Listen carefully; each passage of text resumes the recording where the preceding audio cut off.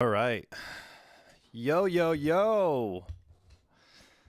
Welcome, everybody. How is it going? All right, so we got some people here already. Comment if you're here. Let me know. Let me know. Oh, man, this is cool. So excited for the album. Binge watching the streams. Love that. Super stoked to hear that. That's awesome. Thank you so much. Alrighty. Yeah, let's go. What's up, Matthew? What's up, Brandy? Cyanopsia, am I saying that right? Everyone hear me good? Loud and clear? All that jazz? Rob, good to see you, dude. Good to see everybody. Alrighty, if you're watching the replay of this, we're gonna start in like 3 minutes. So if you want to like skip ahead, 3 minutes, we're gonna be checking this out. Master Song Studios, what's up? How's it going, everybody? We are doing a full listen through of the entire record I just put out today. It's gonna be dope. A lot of work on this record. A lot of time. And I'm stoked too, because in a month we're dropping more. And then a month after that we're dropping more. So this is the beginning, and really, really excited about it. We've got some dope stuff here. Yeah, exactly. Look at this. What's up, Jay? Don't forget to like the video. Exactly. Help us out. Oh, man. Ryan DaCosta, welcome. Zinkford, welcome. Dancing on your table today. I don't think that there's going to be any dancing. Maybe some mosh pit. I don't know. We can do like a virtual mosh pit. Is that possible? We got to figure out a way of making that happen. All right. Yeah, so here's what we're going to do. Here's how it's going to go. All right, we're going to just take a listen on Spotify. We're just going to play it straight from Spotify. In between the songs, we'll talk about the songs. If you guys have questions throughout listening to the song, or like things that you like, how did you do this, or whatever, I'm an open book. I'm not withholding anything whatsoever on this. So, that's awesome. And look, this is free. Like, this doesn't cost anybody anything. So if you want to support, Super Chat's the way to go. You don't need to. It's whatever. Like, I'm never going to be the dude to beg for stuff. I'm not begging for anything. We're good, but it obviously is a way to show support. So appreciate that. And yeah, it's going to be sick. So 9 songs on this one. 9 songs. We got all these tracks right here, ready to go, featuring 2 vocalists, Sailor Wilterding and Anna Claridge. What's up, Jason? Ashley, good to see you. All right. We're going to rock. It's going to be dope.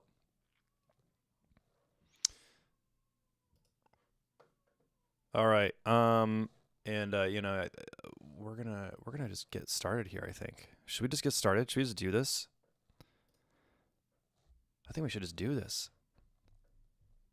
Hey, thanks for the super chat. Sky and Fire got you goosebumps. Dope. I love that. Love that. They'll give everyone goosebumps here in a second. My mastering engineer was like, dude, that needs to be on 007. Yeah, that was kind of the vibe. All right, dope. Let's just do it. Let's jump straight in.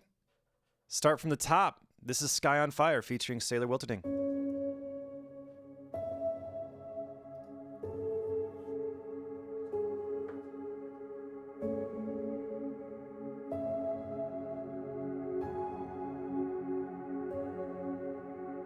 Darkness is coming.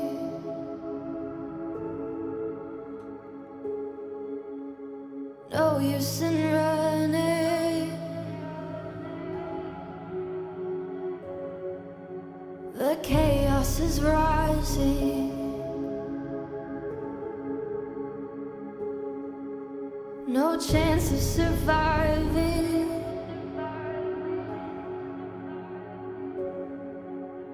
What would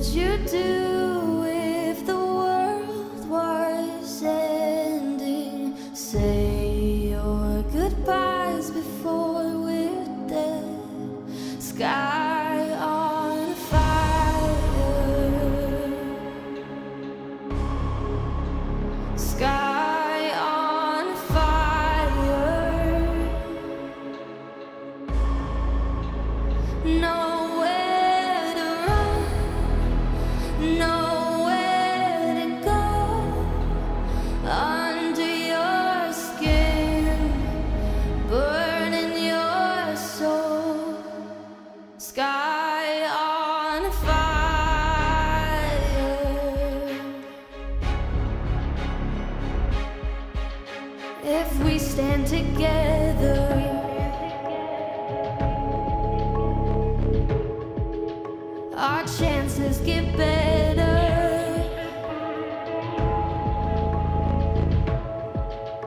A hopeless endeavor.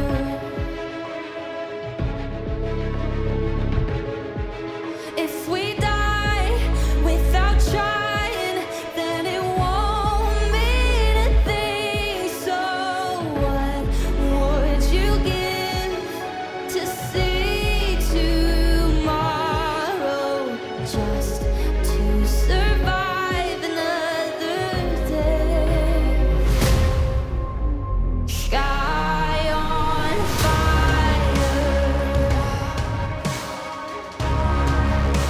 Sky on fire.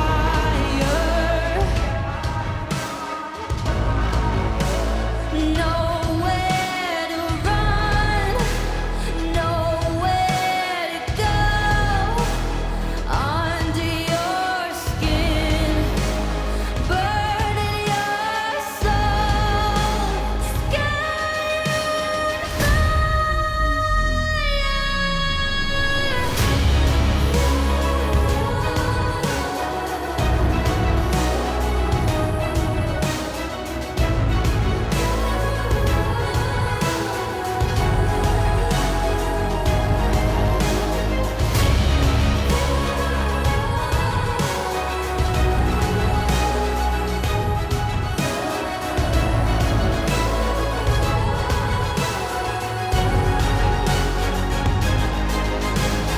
Sky on fire. Let's go. Let's go. Song number 1. What'd you guys think? Chat on fire. Let's go. Always great with those transitions. Thanks. We work hard on those. It's a big deal. Risers, lifters, drums, drums, drums, drums. Let's go. That bass was fat. I agree.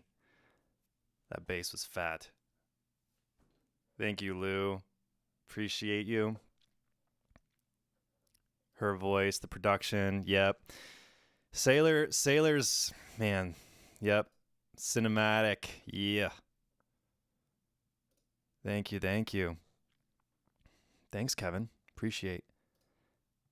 Thanks, Jason. My boy. What a way to start the album. I agree. I feel like that's a good tone setter. You know what I mean? That was the one that, yeah. I believe I was, yep. So this question, did we produce this song live? I think so. I think this was one of the ones that I did live. At least a chunk of it, you know. Obviously there's so much more work than what I show just in the live streams, you know. Like the live streams are usually like getting the song started and kind of getting the ideas out, but then there's a ton of work on the back end that happens, you know, from just the nuances and the details and the, you know, all that. And those live streams are really more about like sketching the ideas and getting the ideas going and rolling so that we can have a good springboard to jump off of. Dope. Deserves all the awards. Thank you. This is a good question. What was the emotion I was going for? Man, that's a really good question. It's hard because, you know, this song was, I think we wrote this song last year. So, you know, this wasn't one that this wasn't like super recent, you know what I mean? And sometimes I make music and then it's like very, very quickly just move on. And to me, it's like in some cases, like these songs are new to everybody. But for me, like we'll get into it. We'll get into it a little bit further on like I Will Rise. I Will Rise. I wrote this song like 3.5 years ago. And so it's sometimes hard to kind of place what my mind was, where I was at with it. But I think with Skye and Fire, I was really going for that super moody, you know, that moody kind of just like end of the world vibe. And then when Sailor was here, you know, one of the lines that I loved was like, what would you give just to see another day? And like that was like such a great line for me. you know, that I felt like really kind of embraced like or encapsulated like what that song is. So it does have that kind of the end of the world emotion to it, and that was what we were going for. So sweet. This next one's totally different. Are you guys ready for this? I can be the villain. This one is possibly, this is definitely top 2 favorites on the album for me. I love this song. This was one of the newer ones. I did this song only a few months ago. Here we go. The story's never told right, always shown from your eyes, and we never know who's the real bad guy.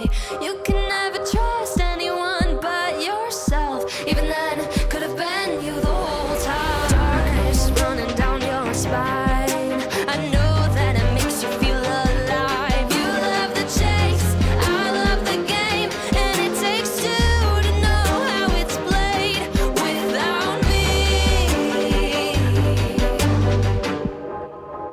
You can't go down in history if you don't have an enemy. So I can be the villain. Every hero needs a mission. Someone's gotta save the civilians. Someone's gotta stop the resistance. So I can be the villain who walks away with millions. A thief by heart and definition. You can be the hero. I can be the villain. Every story needs a motive. Someone you can add to your blacklist, and you'll never know who to blame when the stone cold killer in the mask is never caught and never named. Darkness running down your spine, I know that I make you feel alive. You love the chase, I love the game, and it takes 2 to know how it's played without me. You can't go down in history if you don't have an enemy. So I can be the villain. Every hero needs a mission.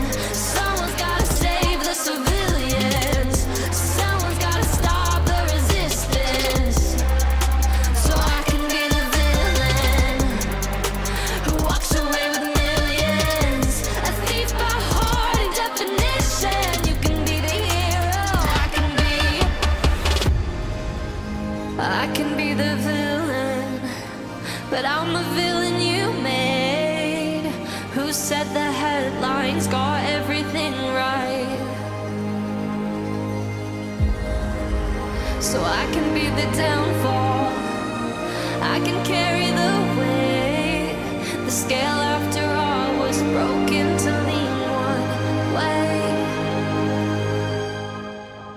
You can't go down in history if you don't have an enemy.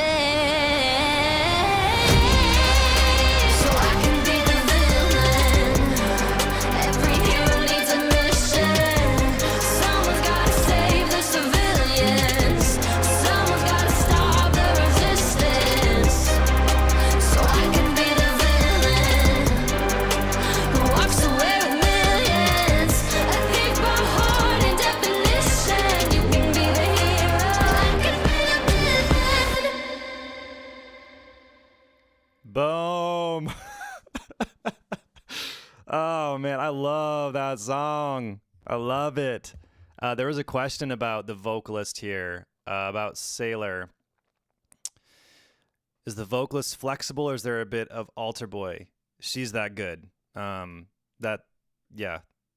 There was a little bit of, I mean, there was one part where so the pre-chorus, I mean, I duplicated her vocal and then dropped it an octave and like kind of gave it like that monster tone.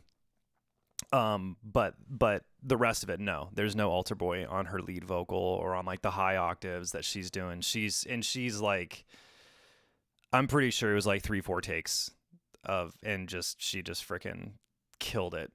So really, really good. She nailed that one. Really good. I feel like this style is like Sailor just crushes. You don't know why we got Billie Eilish vibes. Interesting. Yeah. All right. Let's see if you guys can do it. All right. Question for you. What movie was this based on? And if you're like a producer accelerator member that's been watching Feedback Fridays, don't chime in if you heard me already say it. Because I talked about this song. I think I showed this song to my students. But this was based on a movie. What movie was this based on? The whole concept. Every villain needs a hero. Every hero needs a villain. Think that. Thanks, Steven. Appreciate that. Appreciate you. Any guesses? Huh? I know the chat's always like laggy. The chat's always behind. 30 seconds. Okay, 30 seconds. Emperor's Groove. That's hilarious. Oh my gosh. Emperor's Groove. We got a guess. Emperor's Groove. Anyone else? The Bruce Willis one.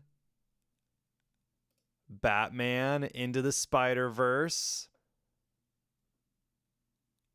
Oh, thanks for this, Boris. Thanks. Appreciate that. DC. Okay, we got some guesses. Batman Dark Knight. Bing, bing, bing, bing, bing, bing, bing. It's Batman. Batman. Because the Joker says, I don't want to kill you. I need you. Aaron Fawcett. Oh my gosh, bro. Princess Bride? What? That's hilarious. Good guess. Not quite. A little off. Stylistically, maybe. Unbreakable. No, that's a good guess, though. Batman. Because Batman, the Joker, the whole thing is basically the Joker's motivation is I'm the villain, you're the hero, and there's this relationship. So, yeah. Okay. Everything fits perfectly. Curious, can this style work with a male lead singer? I mean, maybe. I personally think this kind of thing is best female. Like just powerful female vocalist. Like that. But it's definitely the Barbie movie. You win. You might not win because because it's right. You win because this is the best comment. That's awesome. Nice job, Mr. Larson. Mr. Larson and Mr. Larson. There we go. Sweet. Yeah, I honestly feel like there's something about a female vocalist singing these darker songs that it hits different. You know, I don't know what it is, but all right. We're going to move on. Y'all ready for this? Upside Down. This is also based on a TV show. This one's a little more obvious, but while we're playing it, see if you can guess the show. Monsters hiding in the darkness, hiding in the shadows like this. Tiptoe, don't make a sound. Hold your tongue or else you'll be found. I can feel it closing in now, pulling me into the ground. Hold your breath, don't make a sound. Tiptoe if you wanna get out.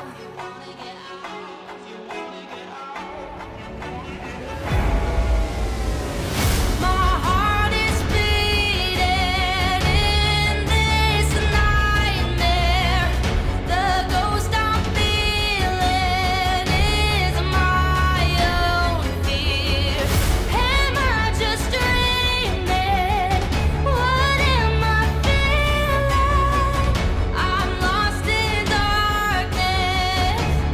Things are upside down. I don't know if I'll survive this.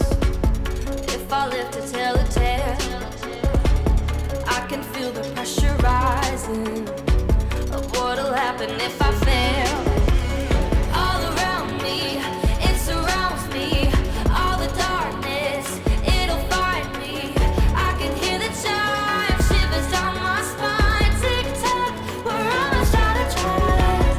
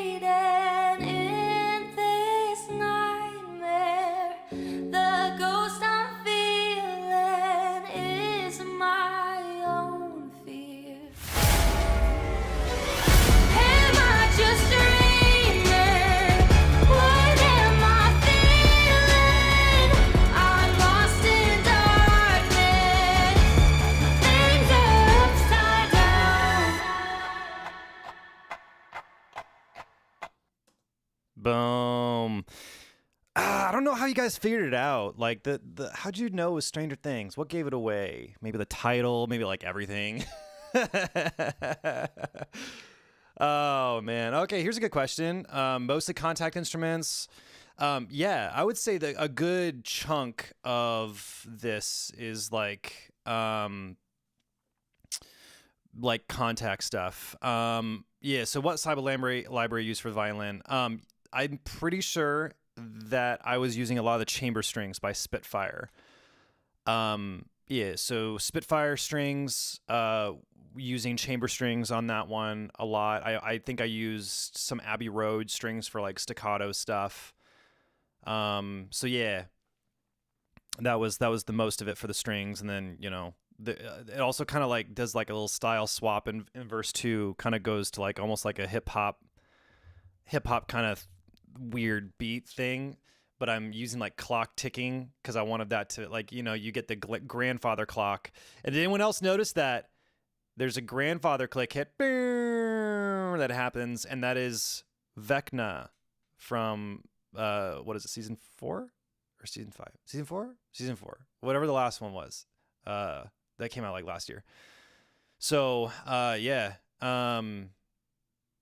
which was crazy is I'm actually, like, you know, I would say friends with the guy who does sound design for Stranger Things, Angelo Palazzo. He's a beast. And I showed him this song. He's like, dude, I love it. It's like pretty legit since he's, you know, won friggin' Emmys for it.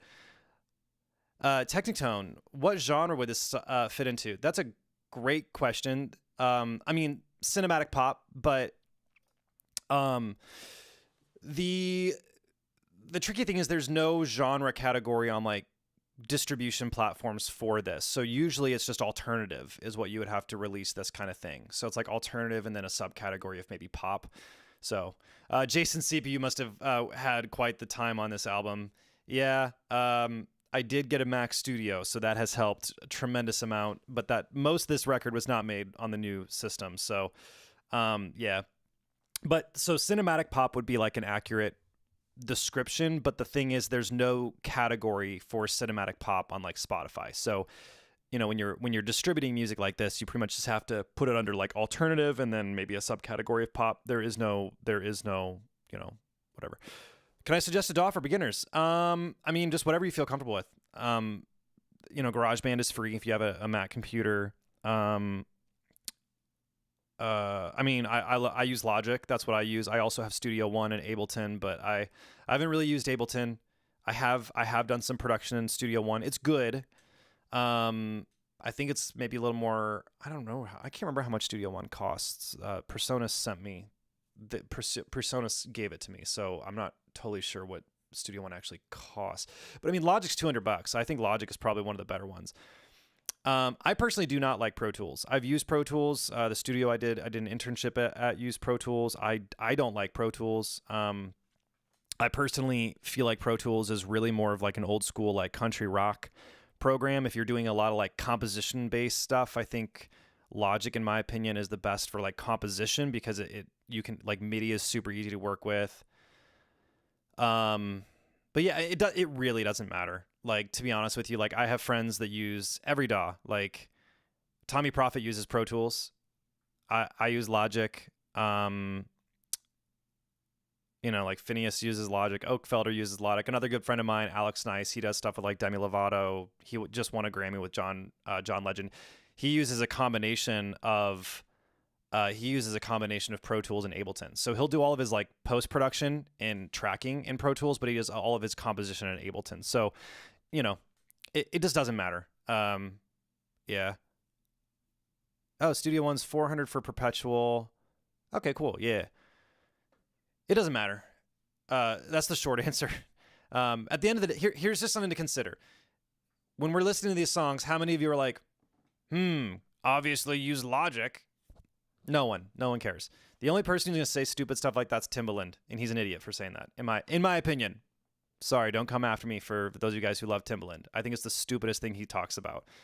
He's all like, you can just tell you like, you know, he's using Logic over there, like it sounds different. It's like, spoken like a dude who's probably never actually used Logic or actually like gotten good at it. Yeah. Should you start making music even if you're not the best? Yes.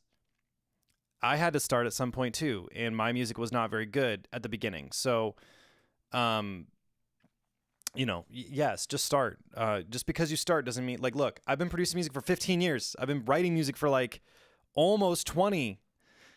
And this is my first full-length album I'm putting out. Now, I've worked on other records. I produce professionally. I work with clients and stuff like that. But this is my first like original record that I'm like full-blown going into and whatnot. So, give it time. Like, don't expect to be a pro like right away. It's not going to happen. So yeah.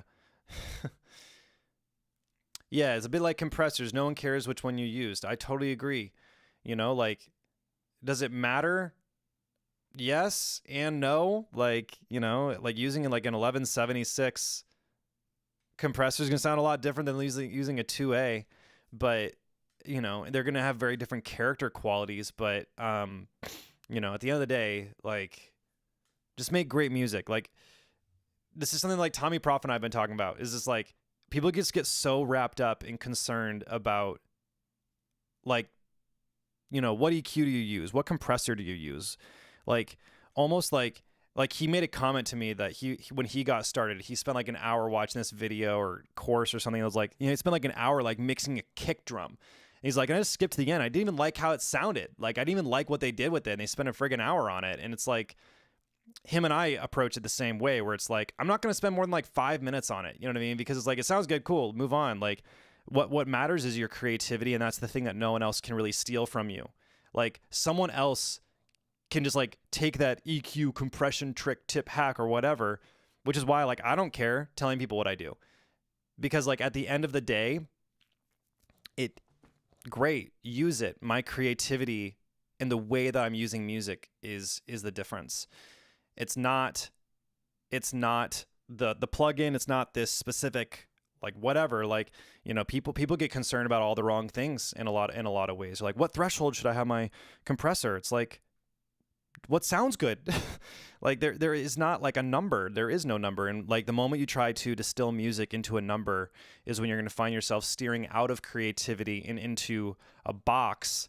And then you're also more likely to be that dude who's going to like go into comment sections and like get after people for like breaking the rules. You're doing it wrong or whatever. And like, at the end of the day, it doesn't matter. Like, you can be that way, but like, great music is never made like that. So, rant over. That's my rant. The hardest thing is doing drums. Yeah, I mean, drums is literally like probably one of the more important aspects of production, and I think a lot of it is sorry, I'm reading other comments here. The hardest thing is drums. So basically, when it comes to drums, my recommendation is like, listen to the music that you love, open your DAW, and then literally try to just copy it. Not to publish, not to distribute, but to learn. I still do this. Like, once a month, I will literally find a song that does things that like I've never done before, and I will produce that song directly. Like, I will literally copy it, because that's how you learn. That's how you figure out like, oh, like that's what that snare sounds like. Oh, that's what that kick sounds like. Oh, okay, cool. Like, that kick has a lot more distortion on it than I would have like expected, you know what I mean? Or whatever. So, do I still produce for others? Yes, but no. That's a loaded question. Yes, I have clients I'm actually currently working with, but I am wrapping that up. So in a couple months, I'm actually stepping away entirely from artist projects, and I'm focusing 100% on my own project. So, there's a lot of new stuff coming. There's a lot of new stuff on this channel coming. I don't want to give away too much, but I'll just say, let me say this. The music that I'm working on currently, we are filming every single moment of. I'll just leave it at that. We're filming every single moment. Did I mix for headphones listening? I actually think I mixed a good chunk of this record with these headphones. I did not mix them with monitors. I check things in monitors. I'll go back and forth. I switch things up, all that. But like, I'm at a stage of life right now where, I got little kids, and it's distracting for me if I hear thump, thump, thump, thump, thump upstairs. We're building a studio down the road. We're building a house down the road. The studio's gonna be separated from the house, so that'll really change things for me. But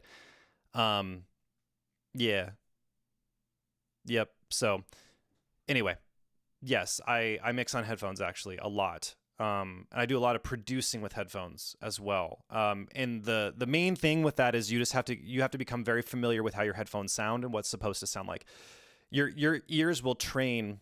Your ears will get trained to whatever they're accustomed to hearing. So if you're just listening to tons of music with like the same headphones on all the time, you'll know what it's supposed to sound like, and you'll be able to mix with those headphones on. You should sample the thumping upstairs. That's hilarious. All right, hey, we're gonna move on. We're going to have a major, major, major switching of the gears. This song, I Will Rise, is the oldest song on this album. I wrote this song 3.5 years ago, something like that. Let's do it. I Will Rise, featuring Anna Claridge. This is the first one with Anna Claridge.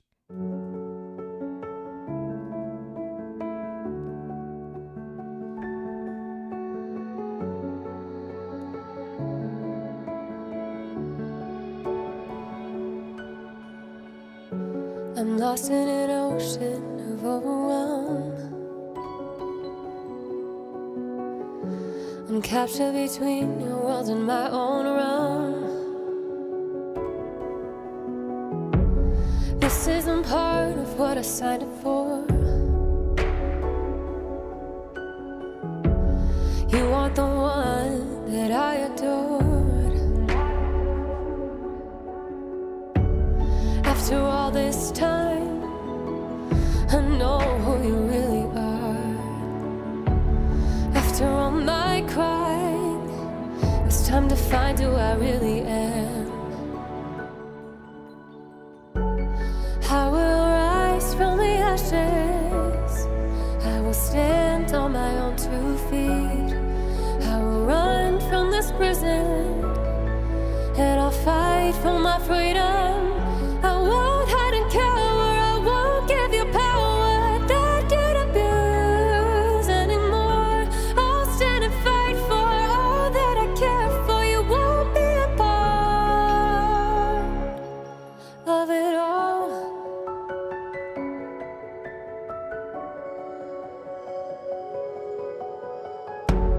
I see a glimmer, a piece of hope. But I've got nightmares that don't help me cope. This pain isn't part of what I signed up for. The fact is I don't have a choice anymore. No, no. After all this time, I know I won't be the same. After all my crying, I won't forget your name. I will rise from the ashes. I will stand on my own 2 feet. I will run from this prison, and I'll fight for my freedom. I won't hide and cower. I won't give you power that get abused anymore. I'll stand and fight for all that I care for. You won't be a part of it all. I'm tired of pretending, tired of accepting it's just how it is. I'm done with the acting, done with the hiding. It's time for a change. This is who I am. It's time to take a stand. I will rise from the ashes. I will stand on my own 2 feet. I will run from this prison, and I'll fight for my freedom. I won't hide and cower. I won't give you power that you'd abuse anymore. I'll stand and fight for all that I care for. You won't be a part of it all. A part of it all. A part of it all.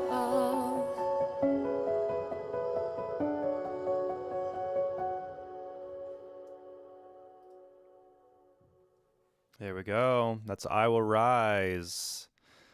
What do you guys think? Do you really see tracks through sync licensing? I mean, this is what all this is used for. That's what I'm making a lot of this for, is for licensing. So I'm using that pitch. So these songs are all going to be licensable through that pitch. So, and I'm in conversation with yeah, I can't really say much, but there are conversations happening regarding other stuff. So, yeah, thanks about the piano. This was definitely one of those songs. Well, there's a question about sampled or MIDI violin. Well, I mean, MIDI violin is sampled, so it's kind of like asking the same thing. But yeah, the everything in here. Everything in here is sampled, so it's using string libraries and stuff. Good question about the key. We did change the key. Peace out, Naomi. Yeah, that was a good point about the key. We did change the key. We lowered it because the original version of this song was, I think, a whole step higher. I'm trying to remember what. Yeah, basically it was a little higher. And we lowered it just so Anna could hit it easier, and I changed the production and whatnot. Do you write your own lyrics? Yes, I wrote this entire song. So I'm the sole writer on the next 3 songs. So I Will Rise, Fight for Me, Like the World Is Ending. The 3 songs that Anna sings on, I'm the only writer. I wrote those songs by myself, and then Anna sang on. All the ones with Sailor were co-written. So Sailor and I wrote Skye on Fire together. Sailor and I wrote I Can Be the Villain. And then Brian Gangwish and I wrote Upside Down, and then Sailor featured on it. So Brian Gangwish wrote on some of the stuff. And then Done My Time was a 3-way write. Me, Brian, and Sailor wrote that. I'm Ready to Fight, Sailor and I. Kingdoms Don't Fall Overnight, that was Sailor and I. The real question, did you have fun making these songs? Heck yeah. These songs are so, I love these songs, and these songs were so good. So how do you usually come up with topics? That's a great question. Usually the topics kind of come not in the studio.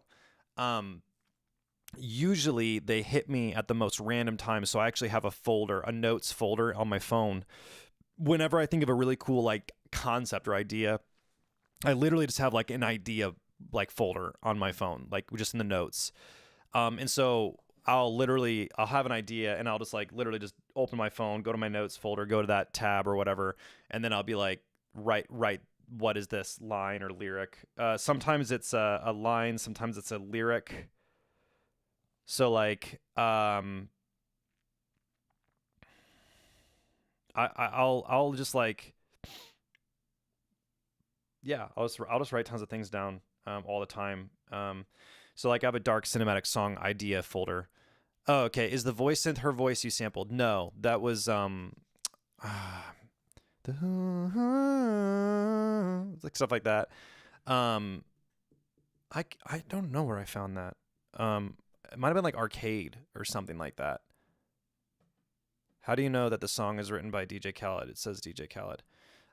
Actually on Spotify, what you do is you go to where these 3 dots are, and then you show credits, and then you can see this. So you can see written by Brian Gangwish and Nathan Larson.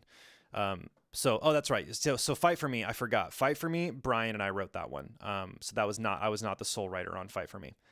If you go to like the World Is Ending, you'll see show credits. I'm the only written by Nathan James Larson, just me. If you go to Done My Time, there's 3 writers on Done My Time. There you go. So you can see written by, performed by, and then produced by, which I don't know why I'm not showing up as a producer. I produced all this, so, you know. Yeah.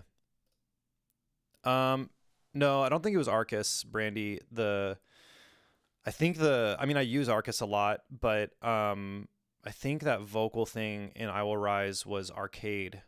I just did a bunch of digging in Arcade. I don't use Arcade a lot, but for some of those weird vocal textural things, yeah. Jay Wynn, any good textural libraries? Like what kind of textures? There's a lot of meanings. I mean, like Lors is great. Sequus is great. Arcus is great. I feel like those three are super textural. Ashlight, Farlight, Straylight, all that stuff is great. Okay, here we go. There we go. This is a really good question. Oh, Exhale is good too. I use Exhale I'm working on some new stuff right now that I actually use Exhale on some of it. What was something that you learned in the process of producing this album that surprised you the most or that you didn't expect? This is a really good question. Great question. So, man, where to begin? The first thing is that I didn't write these songs thinking that I was making an album. I wrote them in isolation, and now that I decided to bundle them into an album, it is changing how I think about the future in making records, because I personally, like, we're living in the era of like singles where everyone's just making a bunch of singles, and like that's not really how I want to make albums that are like bingeable, you know what I mean? And like honestly, like I just want to kind of like follow the footsteps of Tommy Prophet, like and I've told him this, so this isn't like something that's like, you know, so like I just kind of want to follow in his footsteps. Do like if I do a single release, it's eventually going to fall into an album, and maybe it's kind of like a foreshadow of an album. Like if you look at like what Tommy just did, he just dropped Godly last week, but then his like Volume 8 album comes out next week, which I'm pretty sure Godly is a part of. So, you know, there's that. As far as like just what did I, you know, so I would just say that like I Will Rise, Fight for Me, and Like the World Is Ending, those three songs, just they feel so different from the rest that like I would probably say that the thing that I learned is like if I want to make a really cohesive album, to try to sonically have things sound similar across the whole record. Like obviously you don't want it to just sound the same, but there are certain characteristics that I notice on some of these songs that I don't notice on some of the others. So Fight for Me, I actually completely reproduced from scratch, because the original production on this one that I'm about to show you guys, the original, like Fight for Me, the original production was very different. And I felt like in order for it to fit within this album, I needed to really, really change it. So I actually started over and I just completely redid it. So is that why you got a different singer? No, that's not. I have a new vocalist I'm working with right now. Her name's Nika Jane. She's Nika Duncan. And she sings on Hovding, which is a duo with her and her dad. She's got a crazy good voice. So she's singing on, I'm doing a cinematic version of O Come, Emmanuel right now. But Anna is singing on another song that I'm doing. So I have two new singles that are actual singles that are going to be coming out before Thanksgiving. I think actually both of them are going to come out, one mid-October and then one like very start of November or very tail end of October. So yeah. This is another good question. Do I usually write with a particular vocalist in mind? Yes, I usually do. I have a hard time working on music without thinking of who's going to sing on it. And the reason is because like the tone, the color, the vibe of a singer matters a lot on the song. Because like Sailor and Anna have very different voices. Nika has an even way more different voice than both of them. Like Nika has this like if you listen to Ruel, I feel like Nika is like the young version of Ruel. Very breathy. I mean, just crazy, like on the ethereal side, haunting. She's got that haunting kind of vocal. Anna has that just like powerful vocal, big vibrato. Sailor is a little bit more of like a Swiss Army knife. So, yeah, so there's some really cool stuff with that. Like I like writing, knowing who's going to sing on something, because that will ultimately shape the color of the actual production. Because if you know you're going to have a vocalist that's got this very haunting, ethereal kind of tone, then you want to produce it in such a way that's going to help like draw attention to that and like accentuate it and help it. Whereas like, you know, Anna singing on I Can Be the Villain, I just don't think that would be a great fit like for her. And that's not because Anna's not a good singer. Anna's a great singer, but it's that Sailor can do that really dark character, that kind of like gritty character. So yeah. Philip, thanks on this. Will some of the songwriting process be shown in Producer Accelerator? The songwriting, maybe, I don't know.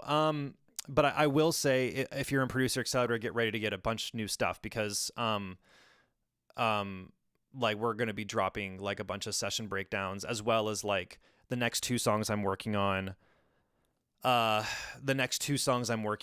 going to have the entire mix sessions in the course as well. I'm doing in both these songs I'm working on they're very big. One of them's literally got live strings, like literally like live string quartet mixed in with like full ensemble strings and orchestra mixed with live gospel choir and a vocalist. So very, very big. Like we're like some of the biggest stuff I've ever done is coming soon. So alrighty, we're gonna move on to Fight for Me. I'm gonna use the restroom while we play this, so I'm gonna only share my screen with you guys, but we'll go ahead and start it.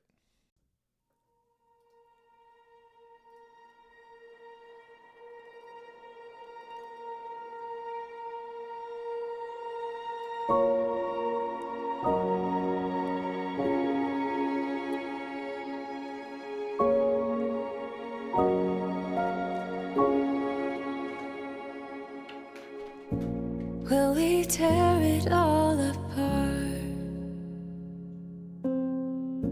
or will we burn it to the ground? Can we put us back together with everything we've been through now? I don't want to run away. I'm praying that you'll choose to stay. Would you stay and fight a little longer? I will fight for you. Will you fight for me? I will hold you through the darkest hour. I would rescue you. Would you rescue me? I will fight until the sky is falling. Would you fight for me too?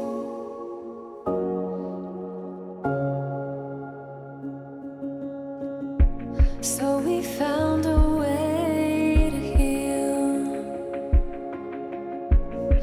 to heal these open wounds. We never said it would be easy. It would be easier to run. I don't want to run away. I'm happy that you chose to stay. Would you stay and fight a little longer? I will fight for you. Will you fight for me? I will hold you through the darkest hour. I would rescue you. Would you rescue me? I will fight until the sky is falling.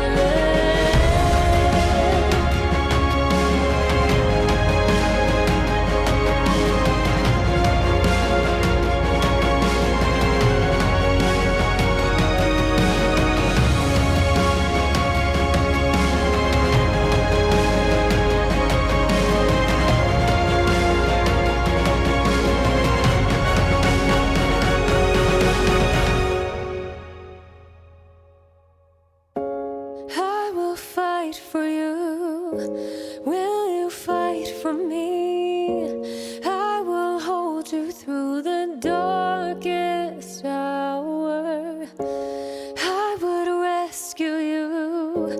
Would you rescue me? I will fight until the sky is falling. I know you'd fight for me too. I love that song. That's a tearjerker. Brandy, you got that right. You got that right. I didn't show this, so one of the comments was this. you can go on my channel and you can actually watch the recording session with Anna singing this. So as far as like this whole thing, you can go watch, you can watch as Anna and I did the vocals on this. And I didn't show the end of that session because the end of that session was pretty emotional. She got pretty emotional, and it's an emotional song, you know? And so, we didn't show the whole thing, 'cause, you know, when you're in the studio and you're working on songs like this, it's intimate, and it's, you know, it can be really emotional. And at the end, like that last chorus that she sings, you can just feel the emotion in her vocal. And it's because she was really feeling the emotion of the song, which I think is just awesome. That chord change was unexpected. Thank you for noticing that, because, that was a last minute decision. The song was mixed. It was done. The song was mixed. That was not the chord progression I had at the end. And I was driving in my car and I listened to it. And for some reason in my mind, I heard that chord. I was like, oh my gosh, I could do like a secondary dominant chord to kind of like lead into that, which is just the theory in I'm a theory guy. I like theory. And I was like, I heard that. And so then literally just like got in the studio and made that change. And that was the final thing I did the song, and then it was done. So that was kind of a cool little story there. So yeah. Dope. There was a question here. Oh yeah. Do you use many live instruments, or are most things done in the box? Very rare do I use live instruments. The on Kingdoms Don't Fall Overnight, the piano is live. I have a grand piano in my studio now. You can't see it because of the way my camera is angled. But I got a baby grand, and I did record Kingdoms Don't Fall Overnight with real piano. So the piano on Kingdoms Don't Fall Overnight is not sampled. That is live. I'm doing a version of Alleluia that will probably be the next release. Either that or O Come, O Come. I'm trying to figure out which one I want to release first, but that one is going to have a lot more live stuff in it. Yeah, so that one will have live strings, live gospel choir, but everything else is virtual. Like all the orchestra is virtual, typically. So yeah, I would say like 98%, except for vocals, obviously. When writing, did you experiment on the chords, like to see which chords fit the voice? I write chords the same time I write the song. So I'm not one of those guys who like writes lyrics and then figures things out later. It's all together. So when Brian and I wrote Fight For Me together, it was like we're working with the piano and singing and coming up with melodies together. And yeah, it was not like so yeah. Cool. All right, the next one, Like the World Is Ending. Do you guys think it's going to be a happy song or a sad song? Comment in the chat. Here we go. Thank you.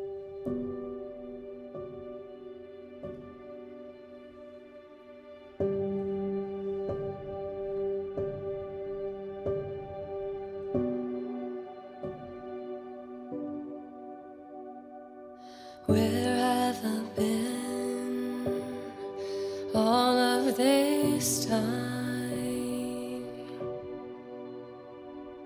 I've been in a haze, stuck in my brain. But dreams are only in my mind. And all the things I wanted to fight disappear. I wanna live life worth living, do more than surviving.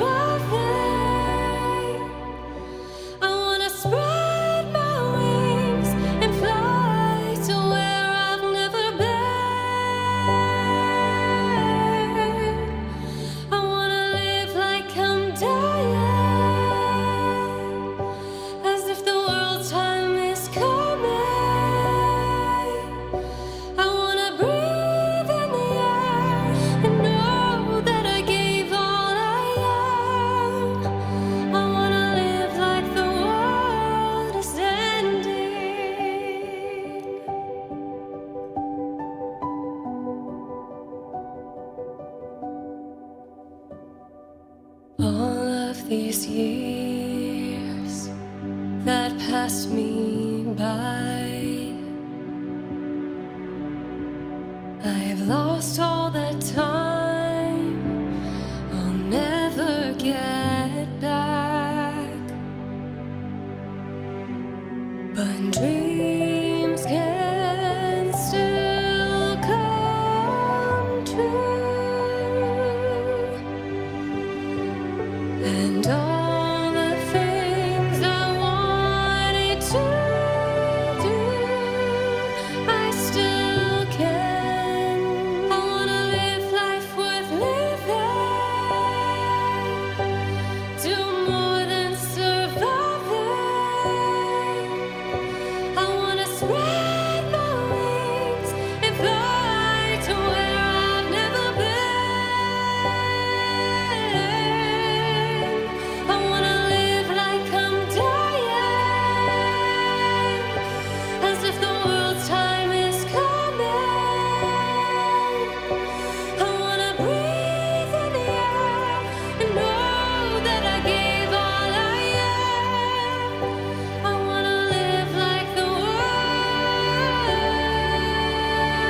is ending. All the ways I live my life, all the times I've tried to find a reason to live, a reason to fight, a reason to hold on to life. All the ways I live my life, all the times I've tried to find a reason to give, a reason to live.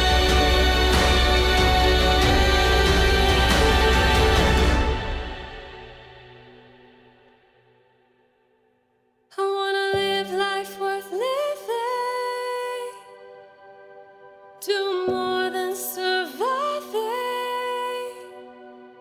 I wanna spread my wings and fly to where I've never been.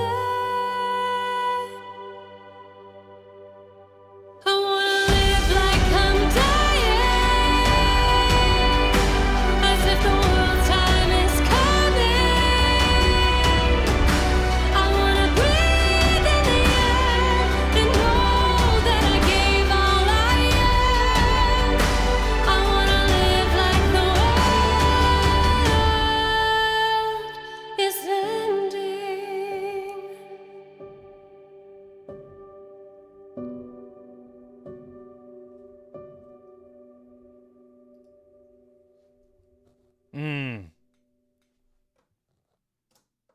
Yep. I love that one. I love that one. That was a very fun one to do. Yeah, this was I think I did this one in a production live stream. Yeah. At least a good chunk of it or part of it. I think I sang the scratch vocals on it initially, which is usually how it goes, just so I have, lyrics and all that stuff to kind of work with. And then Anna and I met at a studio. She didn't come here. I actually went to her, and then we worked in a studio together for an evening. And yeah, thank you for that about the song being long.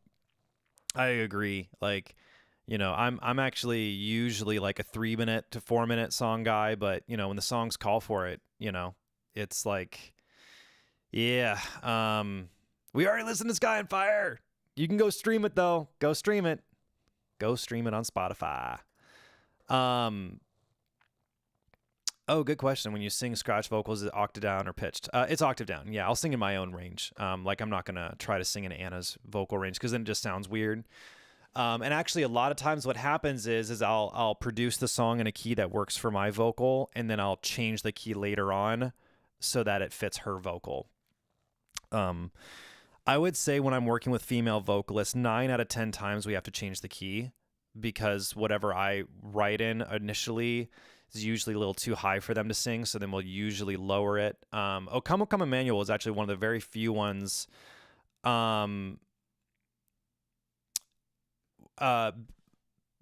"Oh, come Emmanuel, I thought that I picked a key that'd be good for this vocalist," and then she asked if I could raise it. So yeah.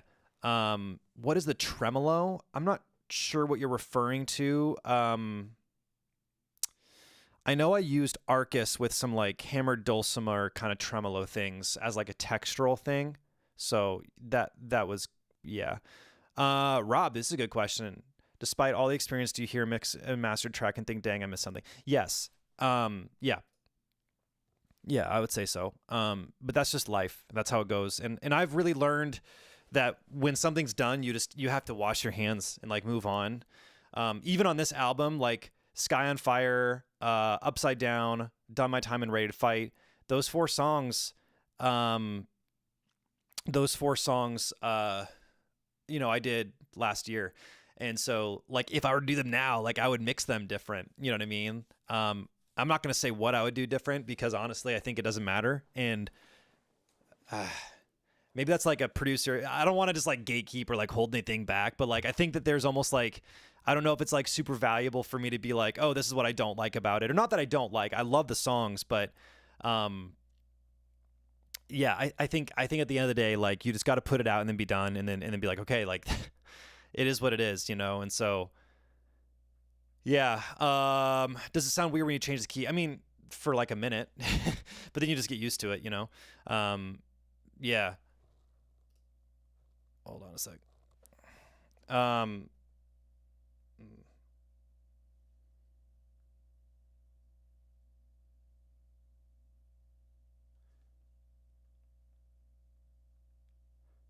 I was just gonna say, what was I gonna say? Sorry. Oh yeah, there's also a question about how do you go about changing the key. Yeah, I mean it's like all MIDI. I never record actual audio until I know 1000% what the key is gonna be. So that's just something to think about. If you're ever like at a point where you're not totally sure about the key, then don't ever record real audio. So I never record real-time audio until I know the key is what the key is going to be. So that's why usually if I'm working with a vocalist, Sailor or Anna or Nika or anyone, I'll send them the production as a demo first, and I'll ask them, how does this feel? And then I'll usually ask them, not Nika, because she's already just had so much experience in the studio and whatnot, and she does production herself as well, so like I just trust her. But like Sailor and Anna, I will ask them to send me recordings of them. I will ask them to send me a recording of them singing in that key, and then I'll usually send them a couple other keys to just try. That way they can send it back to me, and then I will basically figure out like what key sounds the best, because that matters a huge amount. So like if you're yeah so it matters a lot. The key matters a lot. Recommend a soft and good library. You can need a small section. I would probably say chamber strings, but it's pretty expensive. I heard that they're releasing like a cheaper version of it though. Okay, looking back on making all these songs, what do you find the most difficult part of your production process? Ooh, that's an interesting question. Every song is different, honestly. Like, the 2 songs I'm working on right now that are my own, I have some client projects I'm doing as well right now, but the projects that are... Urgent question, can we gent on this album? That's hilarious. So this question here, it's a song by song thing. So it's not like here's the thing that I get stuck on. It's always different in every song. So to be honest with you, there's some songs where I feel like there's not a single bit of resistance. And I know that that's like probably not the thing that people want to hear, because you like want to hear that we struggle. And I do. And I do. Like, but I have a version of Hallelujah I'm doing right now. You know, that there was a secret chord I played that David played and please the Lord. I'm doing a version of that song. Like, that song has been like the epitome of perfect. And what I mean by that is I have felt zero resistance on that song. Like, this song has literally just been perfect for me. And then I'm working on a Come Emmanuel, and I have actually completely trashed this project twice and then started over. So like this one has been like very hard. I've had a lot of emotional moments with this song where, and a lot of it is like overall vision. So for me, if I know what the vision of a song is and I know where I want to go with the song, usually it's like, it just happens very quickly and I can just like go fast and whatever. If I'm feeling any sort of insecurity or any sort of like, what do I want to do with this? Where am I going with this? I don't know how I want this to feel. Those types of questions. Yeah. Like I think that was the challenge for me with O Come Emmanuel. Like I started it, I'd got about halfway in and I was like, I hate this. I don't like how this is sounding. This is not the vibe I want. So then I literally just trashed it, started over. And when I say trashed it, start over, I mean, I literally started a brand new session and started completely over. And then, you know, I made this whole intro for it. And then a couple days later, took the weekend and then come back. I'm like, I hate this intro, and then redid the intro and started over. So every song is different. Every song is, you know, unique. So I don't know if there's really one thing or not. Oh, I appreciate this comment. The dynamics of the songs are amazing. Thank you so much. I care so deeply about that. One of the things that I feel is I want my music to be like some of the most dynamic music out there. Because I feel like a lot of music nowadays is not dynamic. And I think that dynamic music, when you put like really soft moments right before like a really big moment, it feels different. And so I care deeply about that, the dynamic part of it. And I'm a musician first. I'm a composer first. And so, yeah. Oh, this is a good question. When you're composing, do you sometimes have tears in your eyes? Actually, so do you remember how I said earlier, we've been like filming everything lately? So I've been literally just filming me as I'm working on new songs. And Hallelujah, yeah, I quite frankly had a moment where I just started just full blown crying. Yes. Just because it hit. Like it was the moment that like it got there. It was the moment that like, oh, like that was it. I got super emotional and I just like, and I was fine. Like I was happy. It wasn't like sad. It was just like, oh my gosh, like this just literally punched me in the soul, you know? So yeah, thanks for the comment there. Oh, here we go. Where can we find Nika? Does she have a channel? So, her artist name, I'm putting it in here. The O has a slash to it. I don't actually know how to do that with a keyboard, but just look up Hovding. Yeah. All right. Being so keen to incorporate orchestral textures in your works, have you ever considered bringing any well-known classical music up to date? Not really. Not really.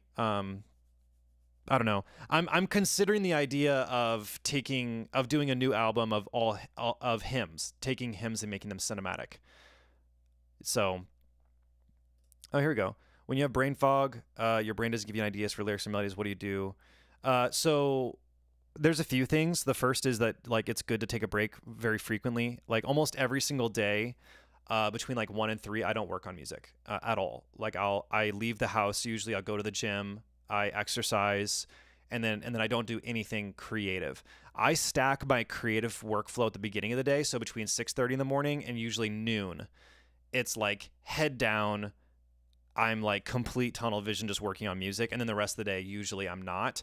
And that gives me kind of like built-in rest every single day. The other thing is that I'm always working on multiple projects at the same time. I never put all my eggs in one basket. I always have multiple things I'm working on all at once. I also garden. You saw my Instagram post probably. So yes, I literally do. Like I literally garden. Like I have things I do that are like the opposite of music. I love exercise. I love gardening. I'm like getting ready to plant a bunch of fruit trees. I actually own 12 acres of property that we're going to be building on, like next year.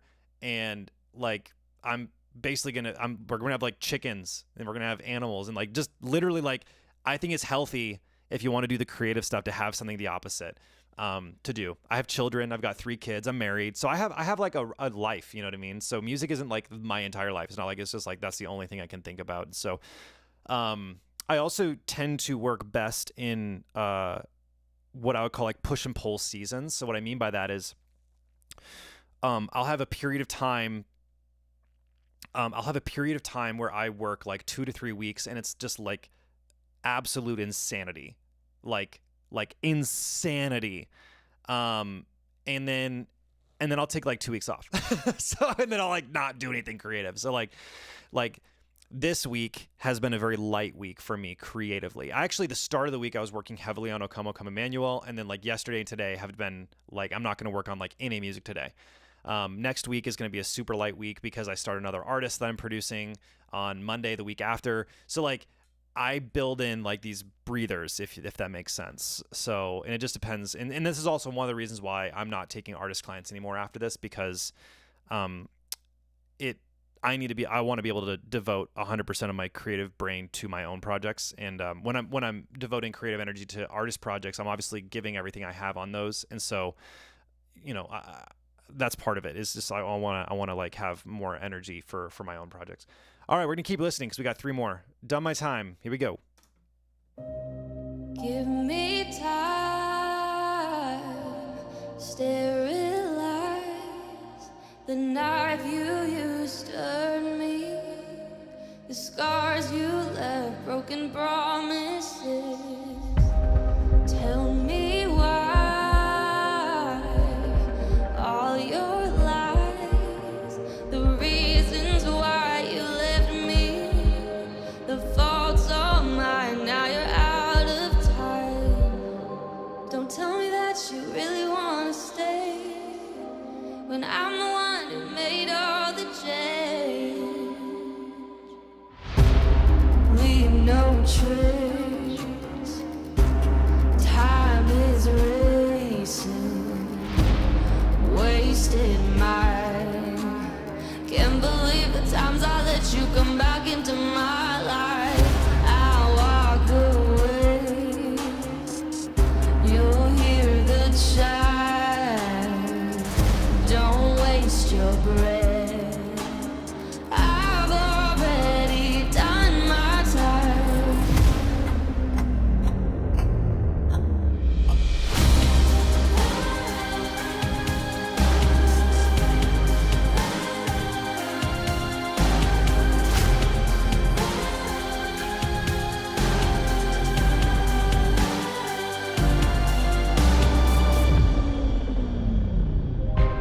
I changed my mind to realign. You think you stand a chance when you've already left. There will be no next time. Do I bury the past with my eyes have finally been opened? Each time I let you back in, I find myself asking the same old questions. Don't tell me that you really want to stay when I'm the one who made all the change. Leave no trace, time is racing, wasted mine. Can't believe the times I let you come back into my life. I'll walk away, you'll hear the chime. Don't waste your breath, oh I've already done my time.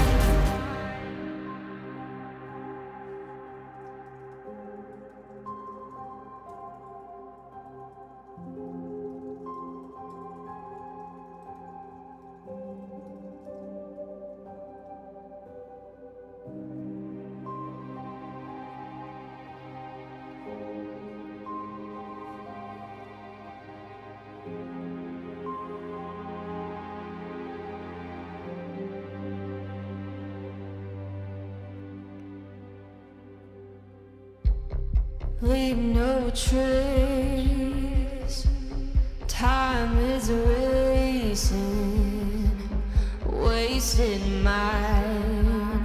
Can't believe the times I let you come back into my life.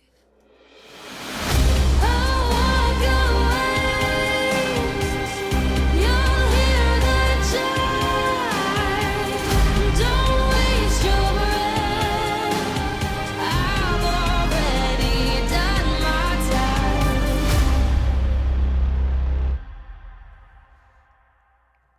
Boom. Done my time.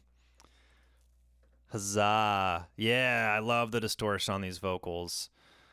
What do you use to pitch shift vocals? I use Little Radiator by Sound Toys. Dynamics. Yeah. Ooh, good question. Where do you get the trailer hits from? Almost all of them are from Keep Forest. Keep Forest. Keep Forest is the bomb. Their stuff's so good. I also sometimes use stuff in Damage. Damage doesn't really have the best like trailer hits. Like they've got good hit stuff, but not like the big epic trailer hit stuff I want. Like if I want like a downers, like some of those transitions, like those downers and stuff are all from Keep Forest. So yeah. the gent. This is the gentable. I love it. Oh man, I need to get like Steve. What is it? Steve Terrenberry or something? I don't even know who it is. I've watched his videos like years and years and years ago. He's hilarious.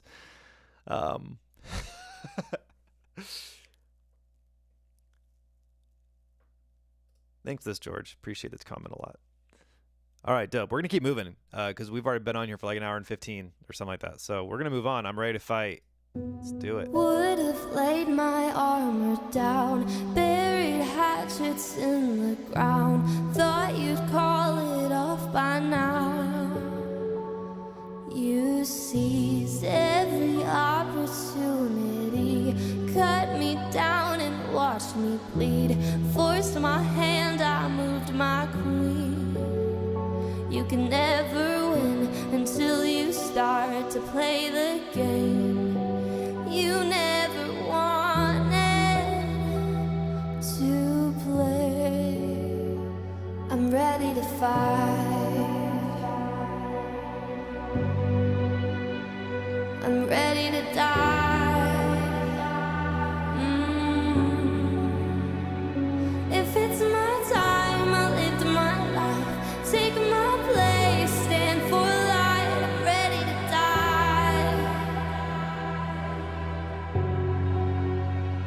I'm ready to fight.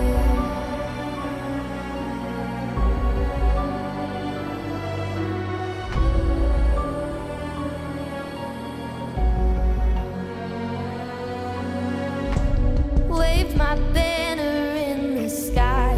I surrendered from the fight. Something changed in me that night. You can never win until you start to play the game. You never wanted to play. I'm ready to fight. I'm ready to die. Oh, if it's my time, I lived my life. Take my place, stand for light. I'm ready to die. I'm ready to fight.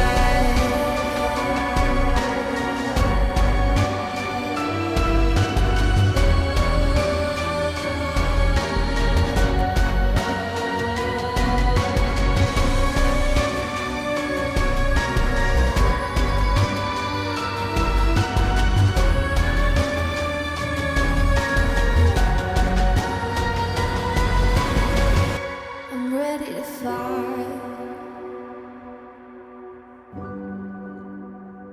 I'm ready to die. I'm ready to fight. I'm ready to die. Oh, if it's my time, I lived my life.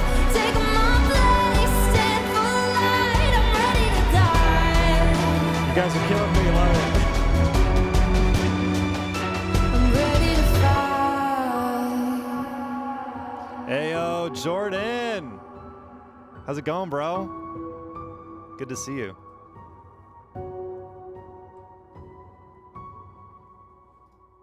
There we go. Ready to fight. Are you ready to fight? Are you ready? Interesting question.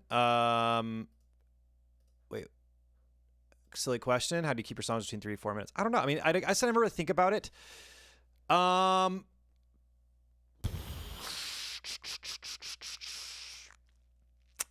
I wish I had something for. I mean, I think I just follow like a typical structure. But I mean, like honestly, some of the songs I'm working on right now are like 5 minutes. Like my version of Ollie is over 5 minutes. My version of O Come O Come Emmanuel is almost 5 minutes. So like I've been doing some longer stuff. But also like the style of music I'm doing, I think warrants it. I think cinematic music like this oftentimes has like these crazy instrumentals, you know what I mean? So like sometimes like Kingdoms Don't Fall Overnight, you're gonna hear like literally like the entire last third, the final third of the song is just an instrumental. It's literally just like the most intense instrumental ever. And it just gets more and more and more intense. And so I think that's, you know, yeah. How do you go about finding suitable reference tracks? I don't know if I really think about that, to be honest with you. I don't know. Like I'm not, I just listen to a lot of music and I'm not trying to copy anything when I don't know. Do you stick to a scale or do I go chromatic? Well, yeah, I mean, music is typically not going to be written chromatic. You're almost like, you kind of like, especially if you're making like Western music. I know we have people from all over the world that watch my channel and stuff, but like Western music, which is like the kind of music I'm making, it's almost always going to be major, minor, or modal. And so you're gonna be sticking with a scale. Yes. All of these stick within a scale. There is some mode mixture. Every so often I'll do things where I'm like, this used to be a major chord, but now it's a minor chord and vice versa. So yeah. Any tips on choosing an artist name? I mean, my artist name is just Nathan James Larson, so I don't know what to tell you. Sorry. I'm just releasing by my name because that's what people know me as. So is there any reason you don't make use of a lot of brass and epic horns? Oh, well, Matthew, I think you'll like this next song. That's all I'll say. And my version of O Come O Come Emmanuel has a lot of brass. I definitely use brass sometimes. This record, for some reason, yeah, I didn't use a crazy amount, but I do. And I have new stuff coming out that has like very epic brass, like French horns, trombones, blaring, brams, all that stuff. So yeah, the new song, the 2 new songs I'm working on right now.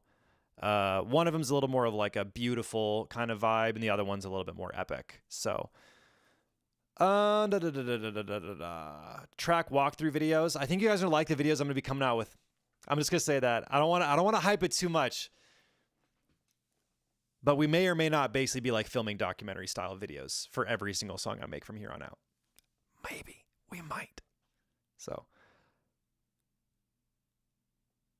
I'm not going to be touring. I have literally no intention of touring. Like I'm making these songs for television. I'm not making these songs for like going out and doing shows. Like I'm not going to be going on tours. So some people want to do that. I've been on tour before. Not going to be. Is there a music video for Like the World Is Ending? I am going to be posting lyric videos of all of these songs on my second channel, which is my music channel, which you can just look up Nathan James Larson Music, and you will find my music channel. It has, I don't know, 1,000, 1,500, maybe 2,000 subscribers. It's a lot smaller. I haven't really posted a whole lot. So who do you listen to as inspiration?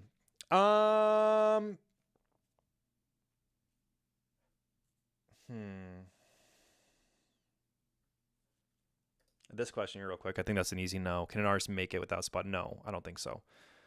I mean, you can't even make it with just Spotify and SoundCloud and YouTube. Like making it as an artist, you either go down the licensing route, you go down the touring route, or you have to market your music. Like you can't not market your music if you want to, like, quote unquote, make it. But yeah, who do I listen to? I mostly listen to like dark pop stuff, alternative pop stuff. I mean, I listen to a lot of Tommy Prophet. I listen to a lot of Unsecret. Neoni's really great. Adana, Madeline Duke. Astyra's really good. Yeah. What do you think about Phineas? I don't know. I mean, he's good. He's good.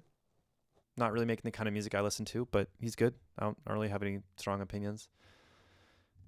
I don't know. Like, here's what I found. As I have Breakfast Gun, is SoundCloud a real option anyway? No, I don't think so. Like, yeah, you could maybe get discovered, but not financially. Like, it just depends on what you want. Like, do you just want like do you want to have like here's the problem, dude. Artists are like, they want like, I want followers, but like followers is like a vanity metric. Like, I want to make a living. Like sometimes those things are not the same. So anyway, like you need to approach it like a business. And if you're approaching it like a business, you're not just going to publish your music on Spotify. Have I thought about an image or persona? I mean, I'm me. Not really. I mean, I'm me. I make big cinematic stuff like what you've heard on this album. I'm not trying to be famous.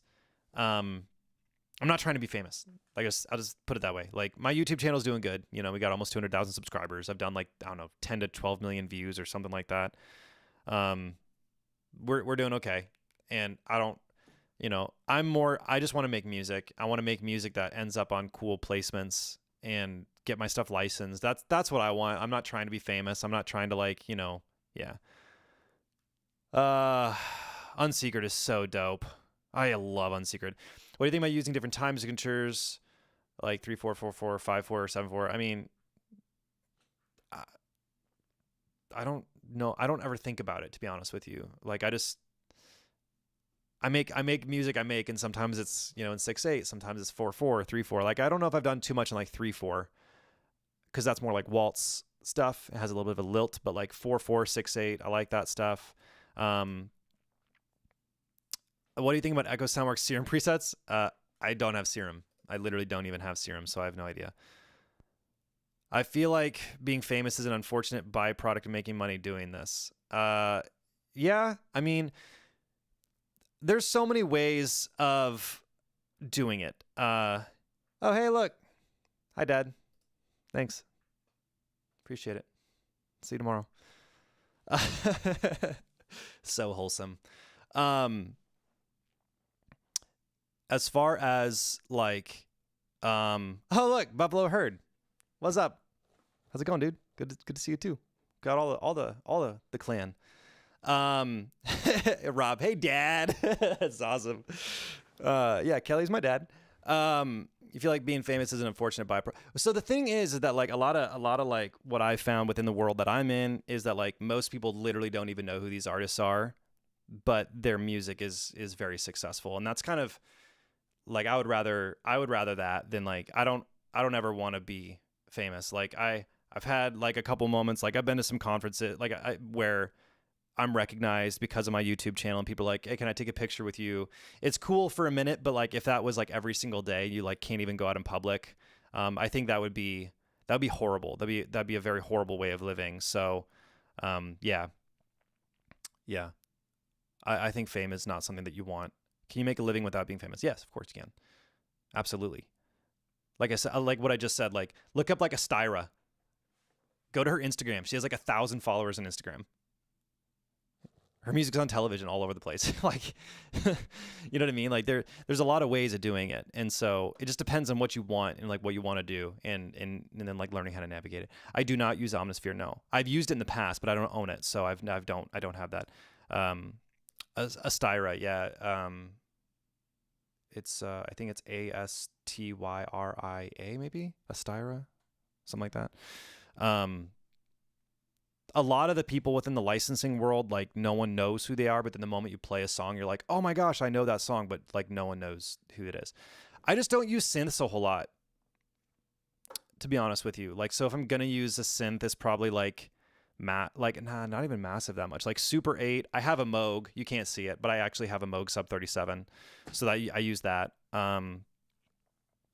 Yeah. So, all right, cool. Let's listen to the final song. Kingdoms Don't Fall Overnight. This one, I recorded the piano live. This was using my baby Grand.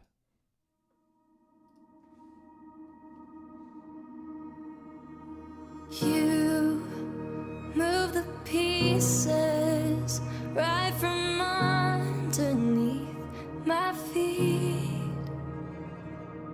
You made the wrong choice when you checked me with your queen. You only like to play when you can make the rules. War is just a game.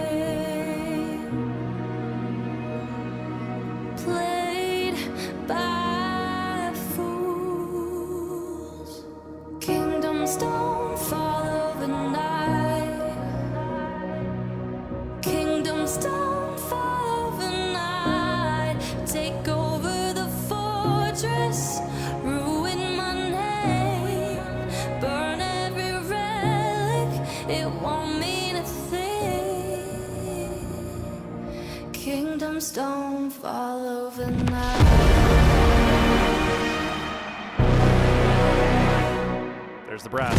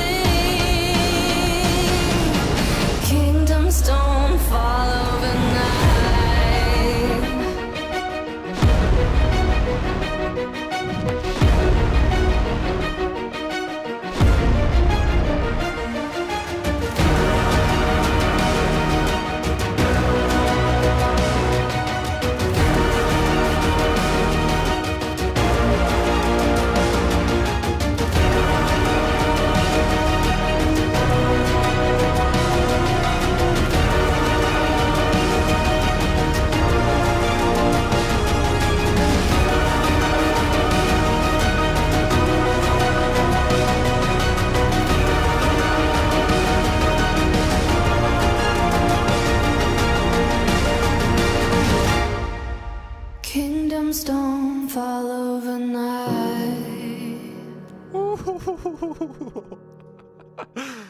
Oh, man. I love that song. I love that song. Epic song to finish with.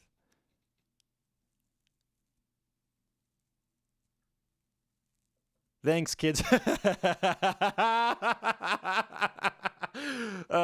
I showed this to my son. I showed this song to my son for the first time in the car, and at the end he goes, "Whoa!" Oh man, when your kids are like, "Dad, I want to listen to your stuff," that's the best. Here we go. Has it ever happened to you as you're a pianist as well that you try the best piano plugins? No, I think that the piano plugins are amazing. No, I honestly think sound library pianos are like typically going to be better. So would you say your producer course is good for other genres as well? I would say so, yes. In fact, like we have members here like Dylan, Rob, Brandy. We have people who are in the course who they don't. I mean, Brandy does cinematic stuff, but Dylan, I think, does rock. So, you know, it's good. Yeah. I try to focus on principles and not on genre specific stuff. So, I mean, obviously there is genre specific stuff, but like I break down non-cinematic stuff. I mean, I'm not always working on cinematic stuff. Like the next artist I'm getting ready to start, you know, her name's Quinn, and she's doing like For King and Country vibes. You know what I mean? Tips on writing lyrics: read books. I know that sounds dumb, but like honestly, like read novels. I don't know. Pay attention to what other people are doing. So I don't know. What piano libraries have you used here? A lot. Noir, the Grandeur, the Giant, Cinematic Felt Keys by Spitfire, Oliver Arnold's Felt Piano, my own piano. Hammers and Waves makes. I mean, I think I use Hammers and Waves on virtually everything at this point. Yeah. The live piano at the ending is doing that. I think I layered like 5 different instances of me playing that, like with different voicings and stuff. I do not use Keyscape. No, honestly, I'm I'm a little bit of a minimalist. Like, I don't own as much stuff as other people. Like, I don't have a lot of plugins. Like, I don't buy tons. I have way more sound libraries than I have like other plugins. And I like what I have. I have what I like. I'm not usually too big on like just going out and like getting a bunch of new stuff. I did recently buy a bunch of new stuff, like a bunch of 8DO stuff, and every so often I think that's a good thing to do. But yeah, like I don't really buy into the whole idea that you need to have like a bajillion different things to make good music. I just don't think that's true. How do you decide a track is finished and avoid the day after release regrets? I sit on music. I don't just finish something and then say it's done. I sit with it. I used to be very impatient, and now I'm not. I've learned to become patient. I've learned to always give myself a weekend. I listen in different environments. I listen in my car. I listen on my phone. I listen when I'm working on music. I'm listening to the song like 100 times a day. And I am literally just nitpicking every single freaking detail in my brain while I listen. And so I think what you do is you just go through that. I mean, I would say I spend 30 to 40 hours of work on every song. It's not insignificant. It's like when you guys come and watch the live streams of me working on a song, you guys need to realize that's like 20% of the work. Even though it seems like I did so much stuff on it, like there's more detail and nuance happening than you see, because like it would literally be boring for me. Like the building of an arrangement is the fun part that people like watching. No one would want to watch me do the hours and hours and hours of nuance. And not only that, but like I allow my brain time to breathe and rest. And I almost always give myself a weekend to process things. Because and then I always listen. I always listen to my music, and if there's anything that feels off, I change it immediately. I don't wait, because if there's something that you feel even the slightest bit off about, then the likelihood that you don't fix it and then end up really regretting it is super high. And I've done that before. Where I finish something, I call it done, and then I'm like, there was that one thing that I always thought maybe I should change, but I never did it, and then I didn't, and then I regret it. So if there's ever something that you feel even the smallest inkling, like I gotta change that, just change it. Just do it right away, because otherwise you forget. What mic do you use on her great vocals? I use this a ton, the Lauten LS208. Shameless plug. I think Lauten makes killer mics. I have I think five of their mics. I use their LA 120s on the piano as well. And then the Lauten LS208 on her vocals, because it can just take a beating. And Sailor and Anna both have very dynamic vocals, and so this mic can just handle a stupid amount of gain. I also on Kingdoms Don't Fall Overnight, I use the JZ Black Hole mic. I don't think I have it in the studio with me here. That one's crazy nice. That's like a $1,500 mic, really nice mic. When it sounds good, it sounds incredible. When it doesn't work, it doesn't work. So it's kind of one of those microphones that like it has to, you need the right vocal for it. Hollywood Fantasy Strings. Yes, I think it's great. I think it's really good. I love the textural component. I like that raw kind of scratchy sound of those strings and the more like high end on them. They're a little less like lush and a lot more like, yeah, it kind of has that fantasy vibe. I like it a lot. How many monitors set it up? What speakers do I use? I use the R80s by Presonus. It's like their high end. I think it's like the top of the end stuff that they have. It's their V2s. I was like one of the first people to get them. And then I use Audio-Technica headphones, and that's pretty much it. I don't really do anything crazy. Like I don't have like multiple monitors that I could toggle between. I just don't think that, I don't know. Like I know how things sound in my room. So I don't really feel like I need more. I mean, I think it'd be dope down the road to maybe get what are they called? I can't remember what they are. Never mind. I've what's up, dude? Good to see you, dude. It's all good. Just go stream it later. It's all good. We should catch up, by the way. Yeah, we should catch up, dude. It's been a minute. Text me. Do I mix and master? I do mix. I don't master. I hire Sam Moses to do my mastering. He's dope. He's awesome. I've been using him for like a year. He's fantastic. I'm always super happy with the stuff that I get from him. Um, yeah.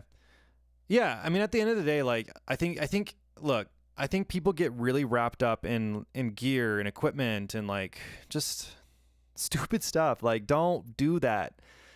Like, get obsessed with making great music. Like, get obsessed with making great music. Stop worrying about the gear you have. Oh, I don't have this, therefore I can't make great music. That's the stupidest limiting belief you could have. It's not true.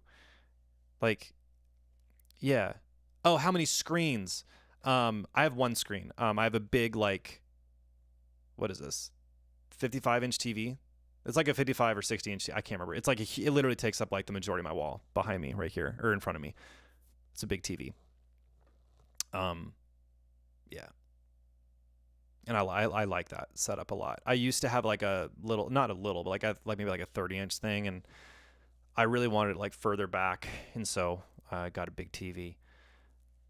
And it's on wheels, so like I can move it around. So if I ever want to move my studio, because I like that a lot. I move my studio around a lot, so I like things changing and like the environment feeling constantly like creative. So yeah, I mean, like my biggest advice to like producers is like, depends on what genre you're making, right? Like if you're making like cinematic stuff like this, you just got to buy sound libraries. Like sound libraries is where it's at. Most of the stuff sounds incredible, like, cause they already mix it. Like that's the thing that's crazy to me. It's like, look, people are like, you don't have enough plugins, and like I need plugins and blah, blah, blah, like all this stuff like about mixing. And it's like, dude, like not like literally any sound library you buy is already mixed. So it's like, if you want to change something, it's more about like, oh, I want it to be like darker, brighter, maybe like, you know, more reverb or whatever. But like the sounds are already mixed. Like they probably ran it through like super high-end mics, super high-end analog equipment. They've already compressed it. Like, you know, drum samples are the same. Like drum samples almost always already sound amazing. So it's like when people are like, wow, like you're not even doing anything to your kick. Yeah, because it already sounds how I want it to sound. Because like that's how I work. I don't want to be spending an hour mixing my drums. I get them sounding great right away, and that like makes my life 100 times easier. And again, whatever I can do to focus more on just making music and like not being focused on like the technical stuff. Like the amount of like brain power I put into like the technical stuff compared to like the creative stuff, it's not even close. I want all of my energy going to like creative decisions, not technical decisions. Yeah. Well, with that's the album, everyone. Scale of 1 to 10. Yeah. So, look, if you guys have got other questions or whatever, when's the Forrest Whitehead rematch happening? That's a good question. I don't know. I do have a producer battle. We're in the works with one of Demi Lovato's producers, so I'll probably get destroyed in that. So that'll be dope. We got stuff in the works. 10. Look at you guys. 100 out of 10. Thank you.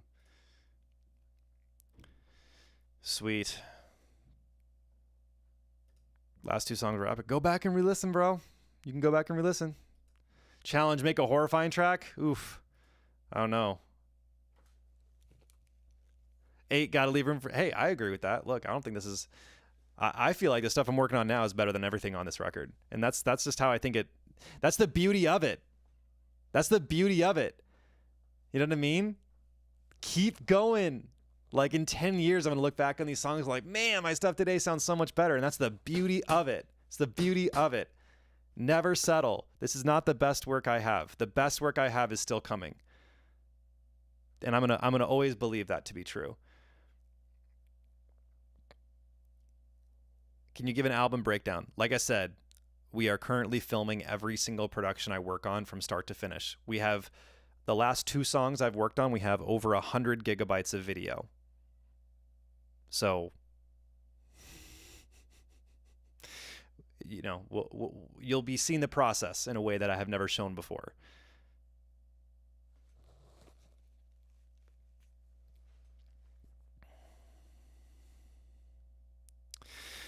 Do you have tracks you had to abandon because you couldn't finish them to your satisfaction? Yeah, I would say so. I mean, but more often than not, it's that the song isn't good enough, to be honest with you. I think that's the approach that I have. It's not like the production isn't good enough. Like, it's almost never a production problem. It's almost always a song problem.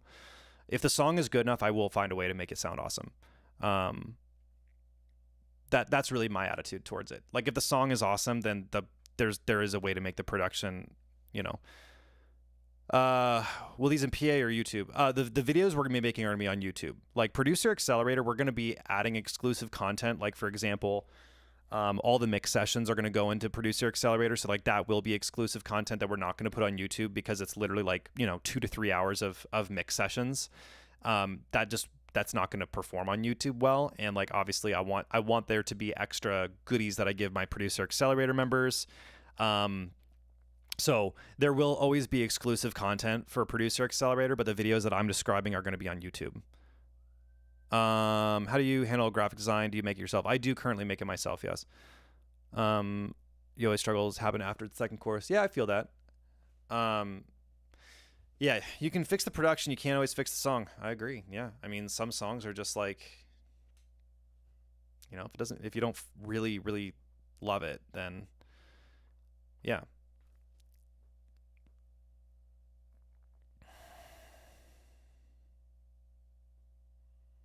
All right. Well, last call for comments, questions, concerns. Let me know.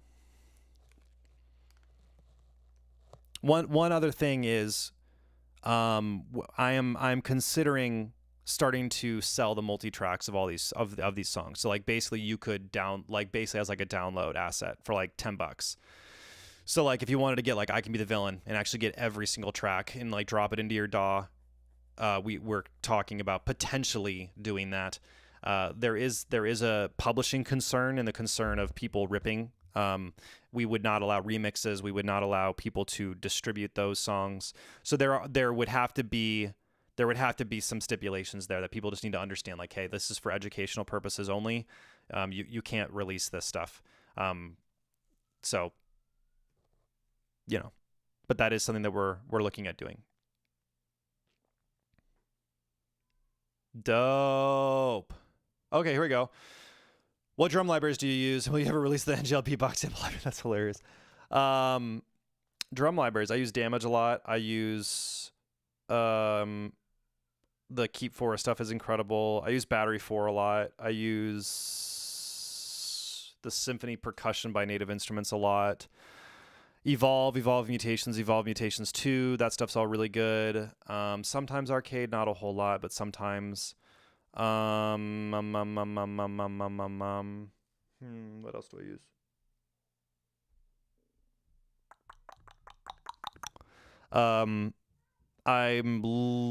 Circles Drums is another one. I bought like all of their stuff. I think it was like $300-400 of just like stuff.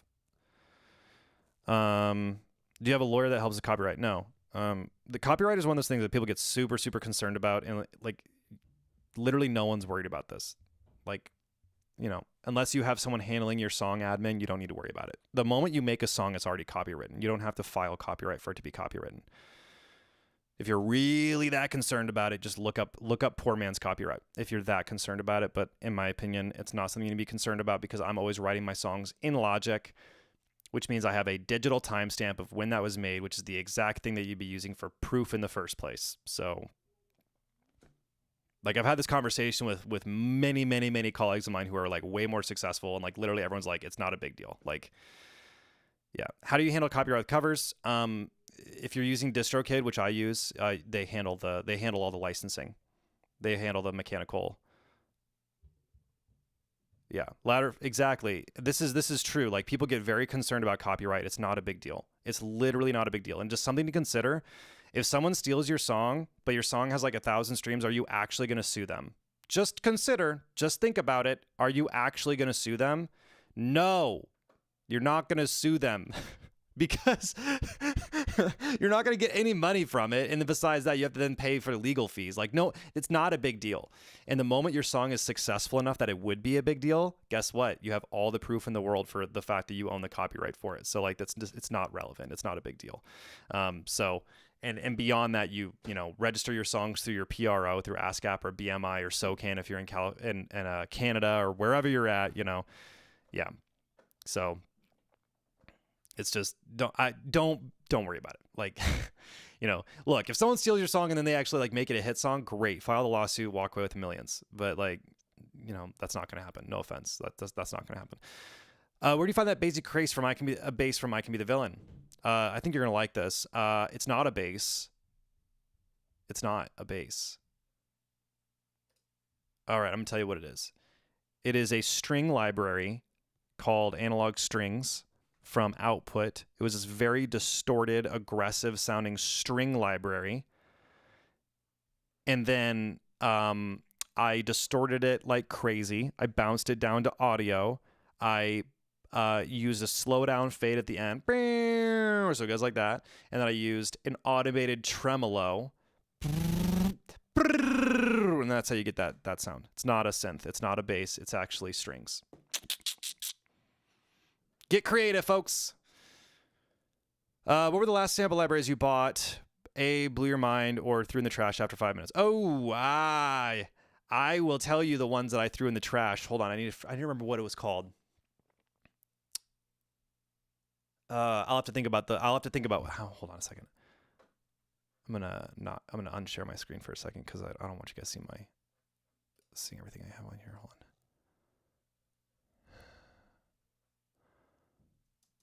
on.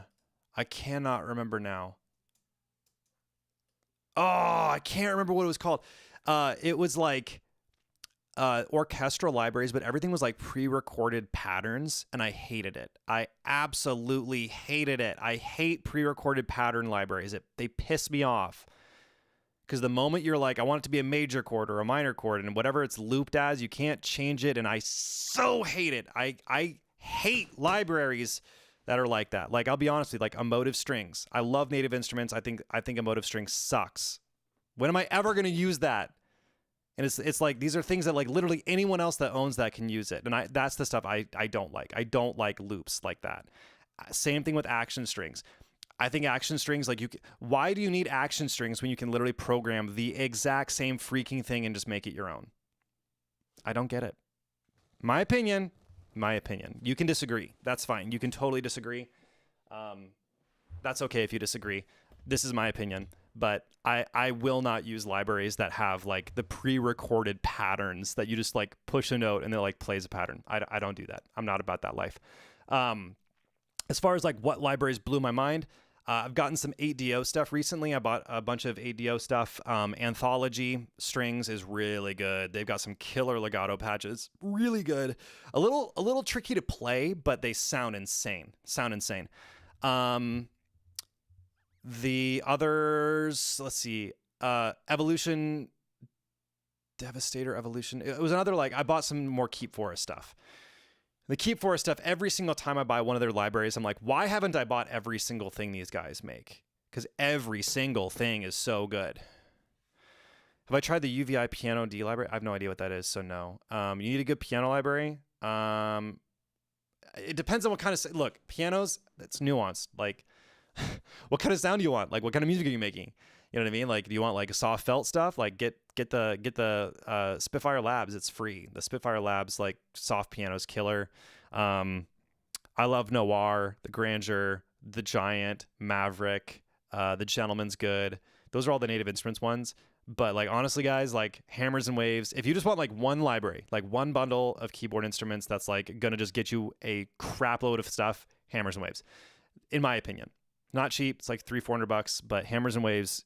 And it's because you can get those nice just piano sounds, but you can get these like insane like textural things that you're literally not like. The reason I'm so obsessed with because in here we've got some producer accelerator members on here who have probably literally heard me rant about they've literally heard me rant about Hammers and Waves like nonstop because I feel like I'm an evangelist for them. Anyways, and I'm friends with the owner of Hammers and Waves. So, and I've told him like, this is like literally like one of my favorite libraries. And here's where I'm at. The reason I love it so much is because these are sounds that I have not found anywhere else. And not a ton of people are aware yet of how good they are. And so the thing is that there are some things with Hammers and Waves that like, you kind of got to learn how to use it a little bit to like get it, to like figure out how to like really get it sounding crazy. And so a lot of people, they'll open up Hammers and Waves and then they're like the initial patch, it sounds raw. And so they're like, it just sounds kind of raw, but they don't even like bother to like learn how to use it. So as a result, they don't bother to learn how to use it. And as a result, they like miss out on like the insane capabilities of what it can do, which on the one hand, I want them to make a lot of money. I want Hammers and Waves to be successful. On the other hand, if like other people don't use it and I do, great, more power to me. Like it was funny on I Can Be the Villain. A lot of that pulsing stuff on I Can Be the Villain, that's all Hammers and Waves stuff. And it was funny because like I showed Tommy Profit that song and he was like, dude, I love those. I'm like, that's Hammers and Waves stuff, dude. Hammers and Waves, so good. What about Piano Colors? I like Piano Colors, but like honestly, I've heard numerous songs where the second I hear, I'm like, Piano Colors. Like I know exactly where you got those patches from. There is something about pianos and Piano Colors. I'm not knocking on anybody. It just sounds like Piano Colors. Like I can literally just be like, yep, that's Piano Colors. Like I literally know exactly what you're using. Hammers and Waves, no. Too unique, in my opinion. Unless you're just using like the most basic stuff. Hammers and Waves is like one of those very few libraries that like I feel like you can get sounds that like you won't hear anywhere else. It takes time to figure out. So Bjorn, you say you love colors more than Hammers and Waves. That's totally fine. Like this is my opinion. Other people can have other opinions. That's totally fine. I'm just speaking from the perspective of like, especially like when you start getting like those arpeggiated patterns that Piano Colors has. I hear those and I'm like, oh yeah, that's Piano Colors. Like there's like a sound to it that is different. Hammers and Waves has a sound too. Like they all have a sound in the same way that like I can almost always tell if someone's using Damage because Damage has a sound. I can also tell if someone's using like the Keep Forest stuff because the trailer hits are like very much like, yep, that's Keep Forest. Like I know where you got that from. There's nothing wrong with that, right? I don't think there's anything wrong with that, but like I like going for stuff that's maybe like a little bit more obscure where it's like, oh, like no one's going to know where this came from. And people are going to be asking me like, dude, how'd you do that? And I'm like, Hammers and Waves. Advice you give to your 16-year-old self. Be patient. When I was 16, I was very impatient. When I was 16, I couldn't understand why my music didn't sound good. When I was 16, I wanted to be great, you know? And I didn't understand why I wasn't great. And if I could go talk to my 16-year-old self, I would say, Nathan, you will be. But it's not going to happen today. And that's okay. It's not going to happen next year either, or the year after, or the year after, or the year after, or the year after. I would be encouraging myself to be patient. Keep going. Do it for the passion. Do it for the love. Don't be so concerned about what other people think. Don't be so concerned about even what you think of your music yet, because like until you've made hundreds of songs, you've got a lot to learn, and that's okay. So keep making music. Keep going. Keep going. Keep going, and don't quit. Don't quit. Don't quit. The only way you lose is if you quit. Yeah. Young Nathan would ignore you. Probably. I'll be honest. If I'm 29, if 29-year-old me said, Nathan, you're not even going to release your full album in over a decade. It's going to be over 10. It's going to be 14 years, 13 years before you release your first full-length album. I would be like, what? Why? Why did it take so long? Or if I said, Nathan, you're going to start a YouTube channel in 2016. It's going to take you 4 years to get to 1,000 subscribers. If you would have told me that when I started my channel at 2016 and said, Nathan, it's going to take you 4 years to even get to 1,000 subs.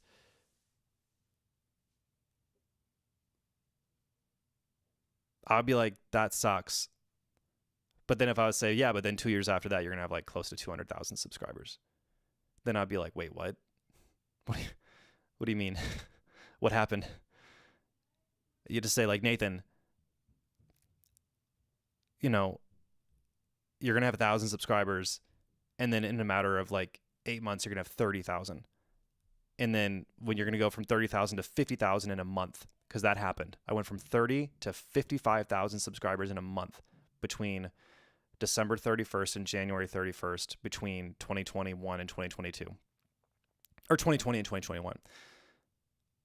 So, you know what? Like, at the end of the day, like, you just don't know what's going to happen.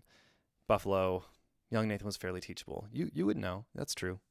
Appreciate that. Look, it's funny. Brandy and I have had this talk. Brandy, I don't know if Brandy's still in the chat or not, but Brandy's she works with me. She's my assistant. She basically like makes sure that I stay alive.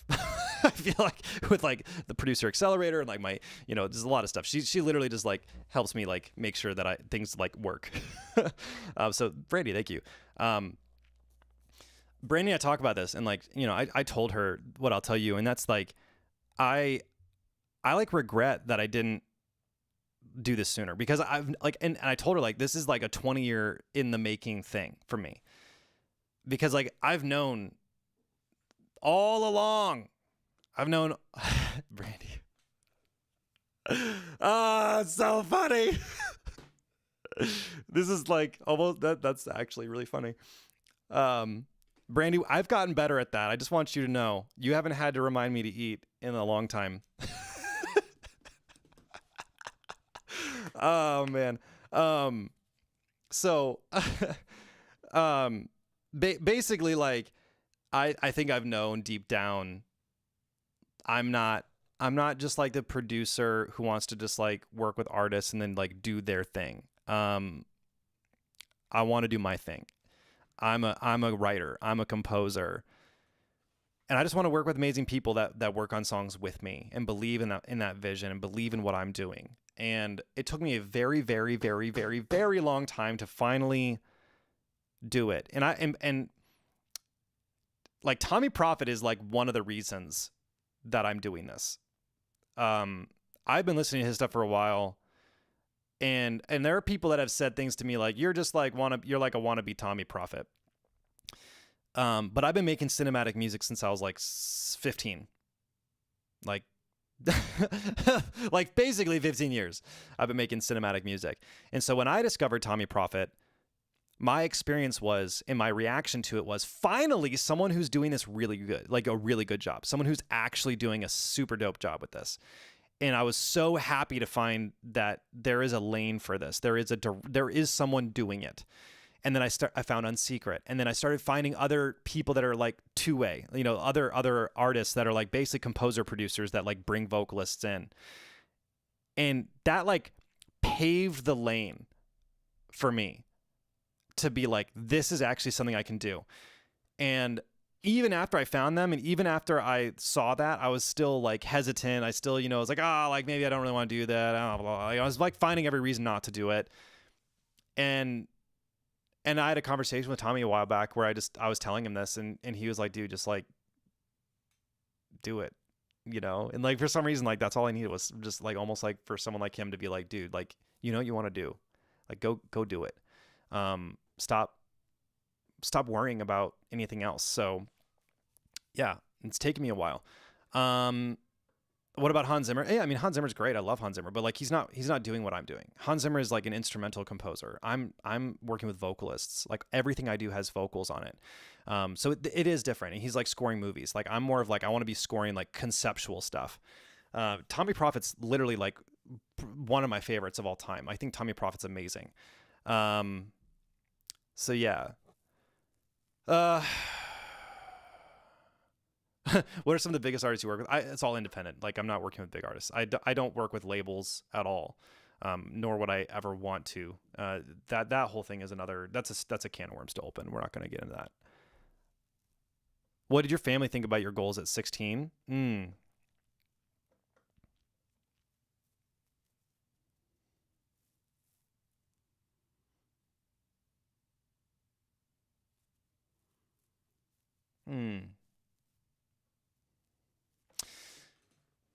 Well, my parents have always encouraged me with music. They've always wanted me to do music, make music. But when I started, I started talking about wanting to have a career in music when I was probably 13 or maybe 12, 13 years old, where I was like, I want to like do music. And they were at that time hesitant.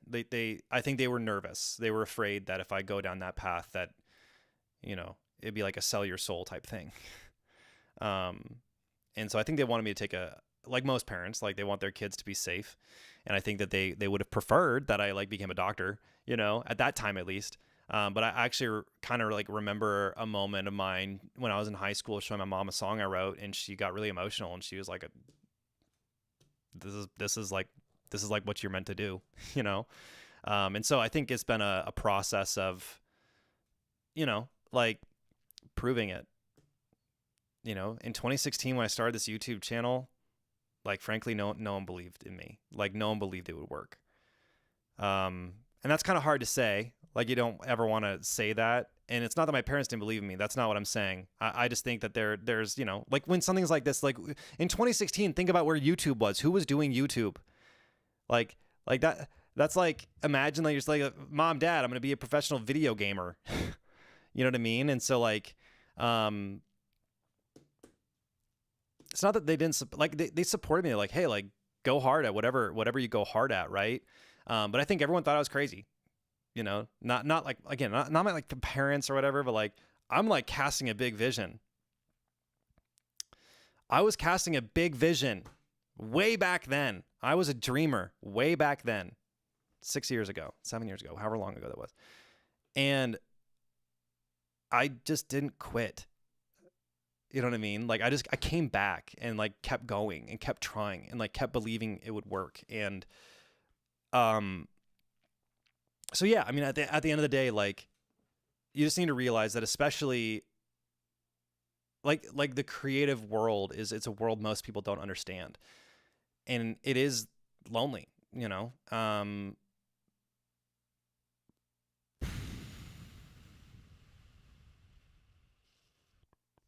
Yeah, that's a good question. Did they tell you that, or are you projecting that people thought you were crazy? Just a question. So like that's why I said like my parents never said I was crazy. Like no one was like, dude, you're crazy. People in college for sure. Yeah, like I actually would talk about it with people like in school and be like, yeah, like I'm starting this YouTube channel. Like yeah, like is that really gonna work? Like that doesn't sound viable. Like no one used the word crazy, but you can just tell through interaction when people are kind of like, yeah, that's. Like how many people are actually going to tell you like you're crazy, you're stupid, you know? No, but how often can you tell through the interaction? Yeah, you're thinking I've lost it a little bit. You know what I mean? So yeah, I mean, I live in the Midwest. Even now today, I don't like it when people ask what I do for a living because where I live, most people just literally do not get it. Like I have had moments where people are like, oh, what do you do for a living? Like, I'm a music producer. And like literally the assumption is like, you're poor because it's like where I live, like no one does this. No one does this. So yeah. Yeah. So, I mean, like I actually had someone, one time, this is maybe a year or two ago, asked what I do. And I was like, this, you know, told him I'm a music producer, I have a YouTube channel, whatever. And he's like, oh, so what does your wife do? I'm like, my wife stays home with my kids. She's a stay-at-home mom. And he kind of like leans in. So you guys doing okay? Yep. Oh man. So that was fun. I'm like, yep. I'm doing well enough that my wife doesn't have to work. But so it's just people don't get it. People don't know. Like people don't know that it's actually you can make really freaking good money. Like it's lucrative if you do it right. So it's like there's a lot of ways to do it. There's a lot of ways to make money, and you know, unfortunately, most people just like they don't think it's real. You know, like there's a guy I know that he was like, yeah, my kid just says he just wants to be a YouTuber all the time. And I just think it's dumb. And I like told him like, I mean, that's what I do. And he was kind of like quiet, you know, like, oh yeah. And I was like, yeah. So I was like, so maybe instead of like dissuading your child from doing that, maybe you should hand him a camera. Just a thought. Because here's the problem. Most kids say they want to be a YouTuber and they don't do anything about it. So that's the difference. There's a difference between like people who love the idea of being a YouTuber and the people who actually want to do the action of doing it. Same thing with music. Same thing with music. The number of people like, I want to be a musician. Great. Practice 5 hours a day. You're like, that's hard. Well, if you want to be a musician and do it professionally, it turns out your job every freaking day is going to be making music. So if you don't like that, then it's not for you. Then you don't want to be a musician. You like the idea of being a musician. So there's a difference. People are like, I want to be a YouTuber. Like all the kids, they want to be a YouTuber. No, they don't. They like the idea of being a YouTuber. But the second they're hit with the adversity of what it actually takes, they don't actually want that. That's not actually what they want, because they don't love the act. They don't love the pursuit of the thing. And so for me, I love the action of making music than anything else. I like the action of making videos. I like being on camera. I like coming up with ideas. I like that process. I love it. I love the fact that I own a media company, for crying out loud. It's sick. I love the fact that I have a production company that like we can do videos, we can do online education, we can do producing artists. I can do my own music. I get hired to like work on music for commercials.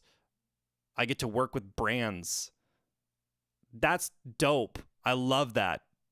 But you could love all those things and then not actually like the work, and you're miserable.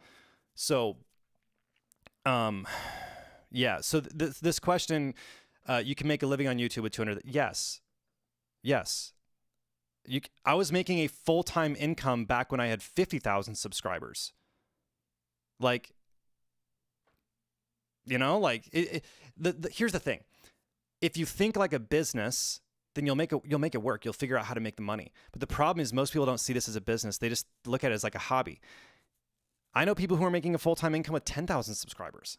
You don't have to have, it's not about the subscribers. It's about how smart are you at building value for people, whether that's selling products or like making music or like producing clients or like doing whatever. There's a million different paths to take. And so at the end of the day, it's not the sub count that matters. There are people with 500,000 subscribers who are broke because they literally don't know the first thing about running a business. I'm an entrepreneur. I see myself as I am an entrepreneur. I am a business owner. I run a business. And we have revenue stream. We have like 10 different revenue streams. We have revenue from my company from like 10 different places. So, you know, but this whole thing about having like Tommy and Forrest on speed dial type thing, I mean, my relationship with Tommy is new. Like we've only been talking for, you know, maybe a couple months or whatever. Forrest and I, we know each other for years, but a lot of these relationships that I have now with like guys who are at the top, that's like in the past year. So it's not like I didn't have that until I had established myself and had the ability to build those relationships and be taken seriously. So that's just something to consider. I didn't have those. And I haven't had those for the vast majority of the time. I've been doing YouTube for 7 years. I haven't had those since like 1. So like, that's like the overwhelming majority of my time. I did not have that. So yeah, I could talk about that forever, you know, like that whole thing. This question, are there ever times that you don't enjoy it? Yeah. In fact, like if you look at my YouTube channel, like I haven't posted a video in like 3 months because I just needed a break. I was also working on a ton of music, getting this album ready. I've had multiple client projects I've been doing, producing records for artists, which is partly why I've decided to step away from that, because it takes so much time and energy. I could not produce artists full time. And the thing is that unfortunately, there's this very bizarre attitude and mentality that if you're not producing artists full time, you're not a real producer. That's the stupidest thing I've ever heard in my entire life. It's the stupidest thing. Some people are made for that. Some people are cut out for that. I'm not. Like Tommy doesn't produce artists full time. He produces NF, but most of the stuff he's doing is his own music. It's his own stuff. Like, does anyone think he's not a legit producer because he's not like producing artists full time? Like, how stupid is that? But then people are like, well, he has the credibility because he produced NF. It's like, but hold on. He's a good producer because he's a good producer. He makes good music. That is the bottom line. I figured out pretty stinking early that producing artists was not the thing I wanted to do full time. And the reason is because it's hard. Not because it's hard like, oh, it's too hard, I don't want to do this. No, it's hard because you have to be able to have someone else cast a vision for you, and then you execute that vision. And you're a service provider. And I realized very early on, working on music on someone else's terms, not the thing I love doing. I'll do it if the project's right. I'll do it. I do do it. I've produced a bunch of songs for artists recently. But the reason I'm stepping back is because I want to make my own music, and I want my own music to be the thing I'm doing, and my YouTube channel, my program, the relationships I have with other brands that I'm partnering with, my media company. You know what I mean? Yeah. So as far as like, what's your take on being a full-time producer? Some people love it. Some people, that's what they live that life, and they're happy with it. For me, I'm not. I want to be doing my own music. I want to be writing my own songs, working on my own songs, and have no one telling me how to do it. So that's what makes me an artist. I have my own vision, and I want to cast my own vision for my own songs. Question: does it matter what city you're in? Do you travel for these clients? No, it doesn't matter. All the clients I do are remote. I will travel to record vocals sometimes. So like, for example, the artist I'm getting ready to start in a week, she's Canadian. She flies down here, and then we work together. What are your thoughts on places like BeatStars and Fiverr? Personally, I don't think you should do it. If you want to produce artists, actually produce artists. You'll make way more money. You're not gonna make a living selling $15 beats. There's no incentive. Like, get to a point where you can charge thousands of dollars for a song. Like that's the way you actually have a viable income stream. It's just not viable. Like, you have to think about this. How many sales a month do you have to get selling $15 beats to make a living? Bro, come on. Good luck. Good luck. How many artists do you have to produce when you're charging $1,500 a song, $2,000 a song? Not very many. If you had an option of only doing one thing for the rest of your life, would you do songwriting or producing? I feel like that's kind of an impossible question, because for me, they're like almost the same. Like, I feel like people want to draw lines. Why? They're like artificial lines. Like, people are always like, songwriters are over here and producers are over here, and then the artists are over here, and it's like, dude, the moment you step into like the real world of the music industry, producers are writers.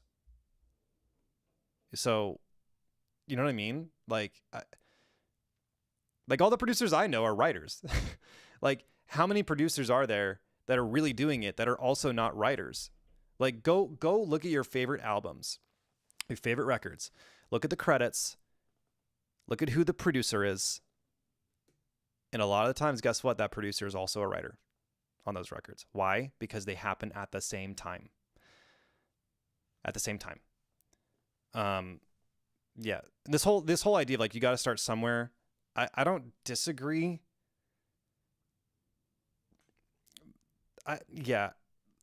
There's like this is like a philosophical thing, to be honest with you. It really comes down to like, what's your philosophy of how you want to approach it. I think, unfortunately, within the creative industry, people devalue themselves. Selling a $15 beat, dude, your music is worth way more than that.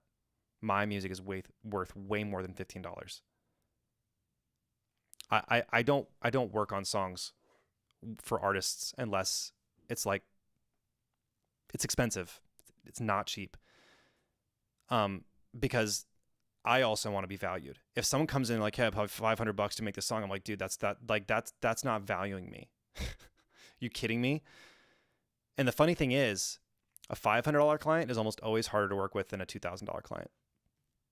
That's a truth bomb you got to take. When it hurts, you care about it. When it doesn't hurt, those people just, like, for some reason, they're harder to work with. So I get that you got to start somewhere. I get that. Look,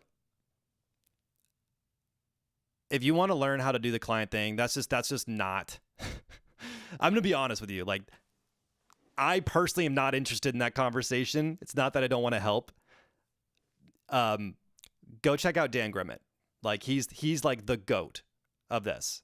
He's a very good friend of mine. We talk all the time. He's been a mentor to me. He owns Dark Label. Go just check out Dark Label. Just YouTube Dark Label. Dan Grimmett is the GOAT. You really want to learn how to make money as a producer, check him out. He's the GOAT.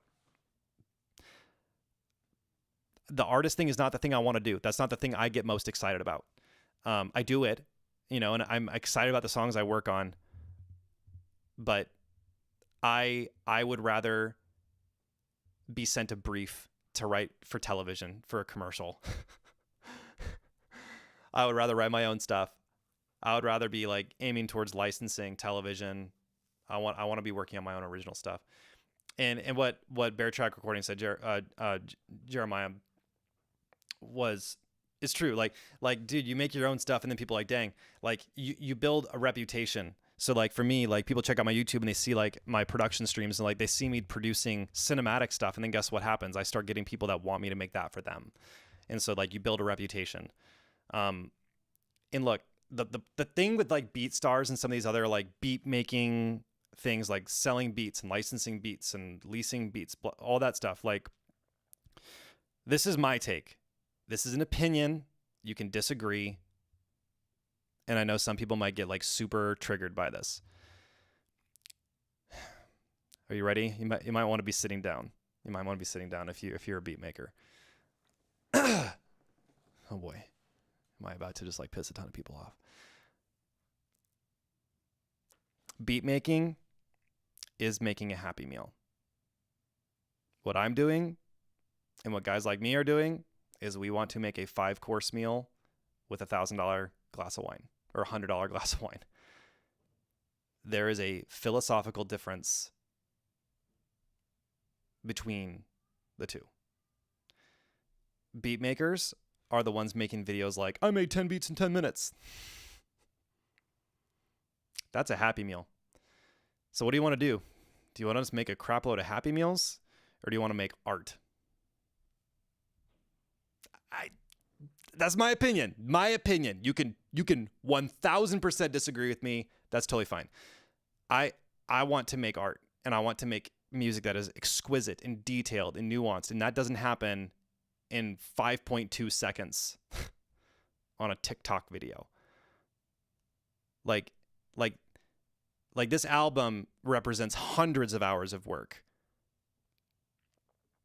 Hundreds of hours of work. These songs I'm working on right now, my version of Hallelujah, will probably be about 100 hours of work for one friggin' song, because I'm recording live strings, live gospel choir, the full-blown arrangement that I did, which is like hours and hours and hours and hours and hours and hours and hours of detail work.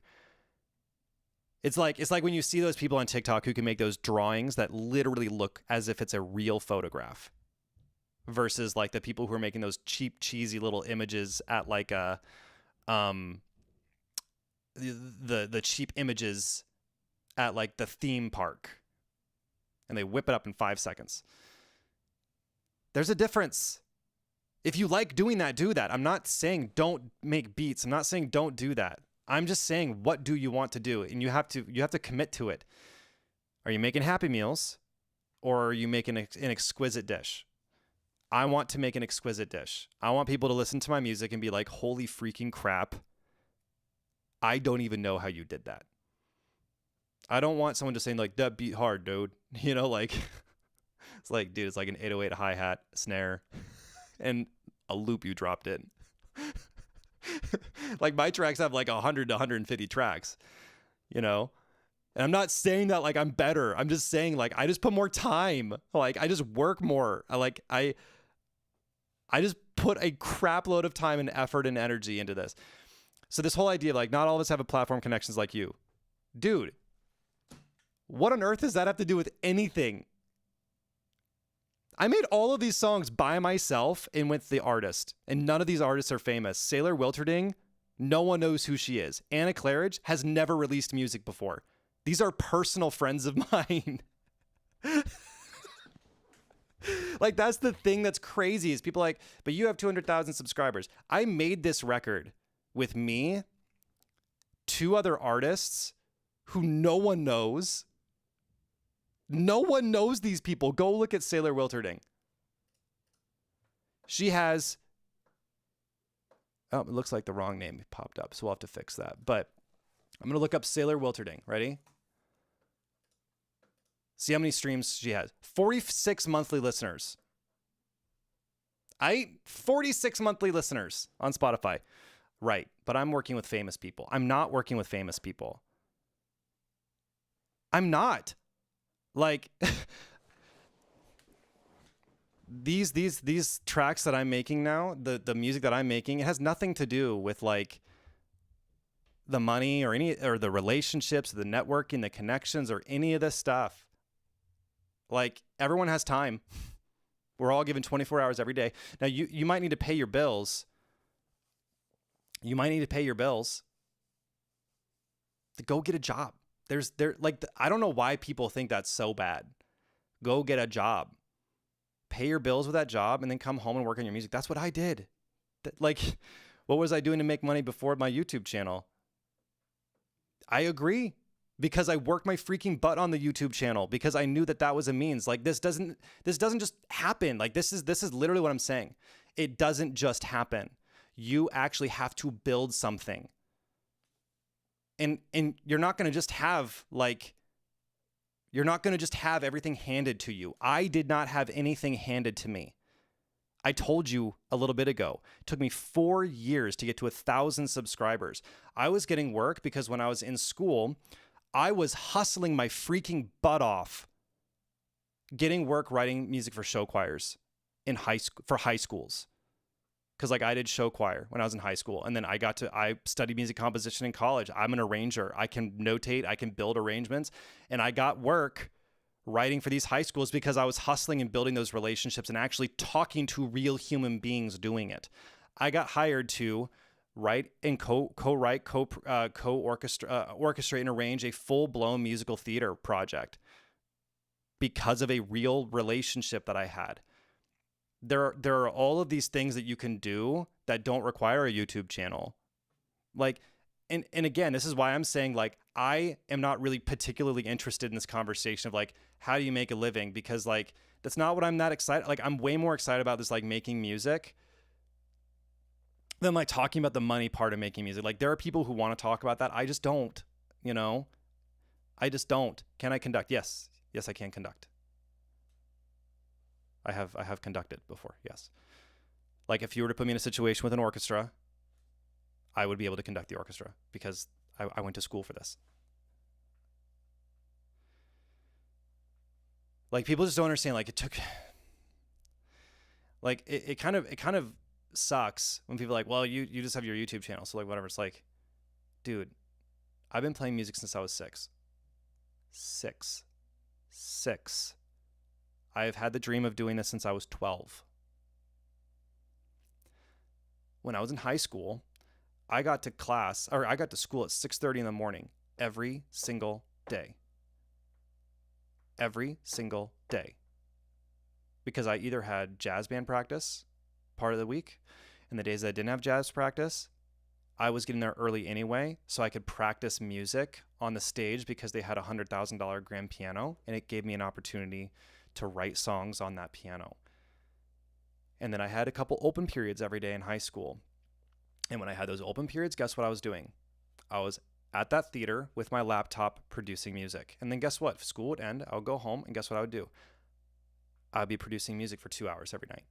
My mom had to call me up at the end of the day to be like, you got to come up and eat, because I was so focused on making music. So like, this whole idea of like I had anything handed to me is just garbage. Absolute freaking garbage. Nothing was handed to me. I took what I got. I had to work my rear end off. So like, people talk about the 10,000 hour rule. Y'all, I surpassed that rule before I was even in college. Before I was even 18. I had already done it. With no money at the beginning. I was not making money at the beginning. The first time I ever got hired to do something, I got hired to write music for film commercials with a local company because what was I doing? Hustling. What was I doing? hustling, making cold calls. I have the ability of making a 5-course meal because of everything I just described. That's literally my point. I'm saying work toward that. I'm not saying you have to be there right now. I'm saying that I had to work toward it. Do you think I was there 10 years ago? I wasn't there 10 years ago. No, I'm not here saying like, dude, just start making a 5-course meal today. That's not what I'm saying. I'm saying aim for it. Like strive for something greater. Look, do you think it's better that someone is okay? Do you think it's better for, I'm giving you two choices. Me saying, there are songs that I spend 30, 40, 50 hours making this song. And it's really hard. Do you think that is a better reality check of what goes into this? Or do you think it's better to watch a YouTube video of someone saying, I made 10 beats in 10 minutes? Because frankly, I think if we're going to choose between the two, which one's more healthy to give a good perspective of what it takes, it's not that one. I don't think that's a good perspective. This whole idea that you can just like whip out magic in 5 seconds, it's not healthy. In fact, I actually think it's unhealthy, because what does that do? It probably actually makes people like you feel incompetent. Because you're like, well, I can't do it that fast. I can't do that. And so what I'm saying is that like, give yourself time to like actually make something great. Cause like real art isn't just whipped up like in a blender in 5 seconds. Like real art takes intention. It takes work and effort and time. Like I have to beat my head against a wall on a lot of songs I work on. And I'm frustrated. Like I'm working on this version of Okama Kama Manual. Like I told you, I threw it away. I started it, got halfway done, trash. Don't like it. Starting over. Why couldn't you do that? You're saying you can't do that? Of course you can do that. No one is stopping you. No one is stopping you from taking responsibility and just saying, make the art you want to make. And I think anyone who has this perspective that you're going to just like start today and then all of a sudden you're like a full-time musician, dude, they're selling something. Because that's not probably reality. Like, especially if you're like relatively new to this. If you're relatively new to music production, to all of this stuff, then the reality is that it's going to probably take you like 5 years to like just to hone the craft. And people are saying, well, I don't have that kind of time. It's like, well, you don't have an option. There is no cheat code. This is the literal problem with social media today. Everyone is saying they got the cheat code. They got the secret. They got this little trick and hack. Watch this video and you're going to be a pro in 5.2 seconds. And then what do they tell you? Use a low pass or a high pass filter. Right. Because that's the difference. Right. How many of you have seen those videos where they're saying, here's the secret sauce, high pass filter. And then you're sitting there thinking, are you kidding me? That's not a secret. That's why I've been saying stop worried about the tips and tricks and hacks and make music. Be creative. I have no problem telling people what I do mix-wise, because guess what? My music ain't made by the mix. I have a course and I'm very open about this.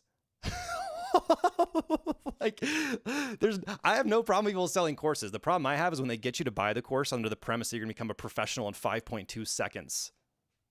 It's dishonest. Woo! Sorry, guys. I can rant too much on that. And you can disagree with me. I'm just going to say that. Like, you can have a different perspective, a different opinion. I think there's a room for that.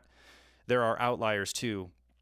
You're going to find people that are phenomenal after a year. I have students like that. Like I have student, look, my program, we've got like, I don't know, 1,200 students. You better believe that we've got a handful of them that come in, their stuff isn't so great. And then like in 6 months, I'm like, holy crap, what the heck just happened? This person's like insane. And they are an outlier. They're not the norm. That's not normal. That is not normal. And I'm not afraid to tell people that that's not normal, because I actually want to be honest and transparent with people.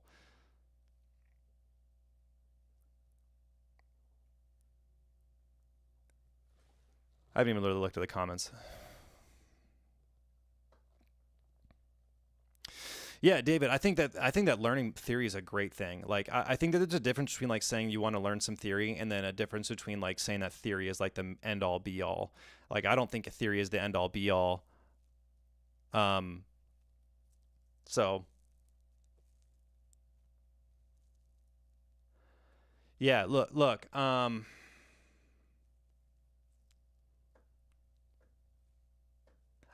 so as far as like music theory, I think that like, so first of all, I got a degree in music composition. So like I like trust me, I went through all of the advanced theory. Like 80% of what I learned in college is not something I use. Like you're not going to be using like, Neapolitan, chords, and like you're not going to be using like like Riemannian theory, like unless you're working in like that style of music, like classical-esque music. But like most of us are not making that. Like I'm not even making classical music. I'm making cinematic music, but it's not classical. Like I'm still using like a lot of like pop song structure, pop chord structure, a lot of those things, melodic structures.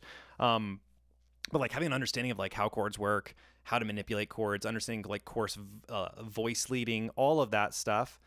But I don't think that theory is a rule book. Theory is an explanation.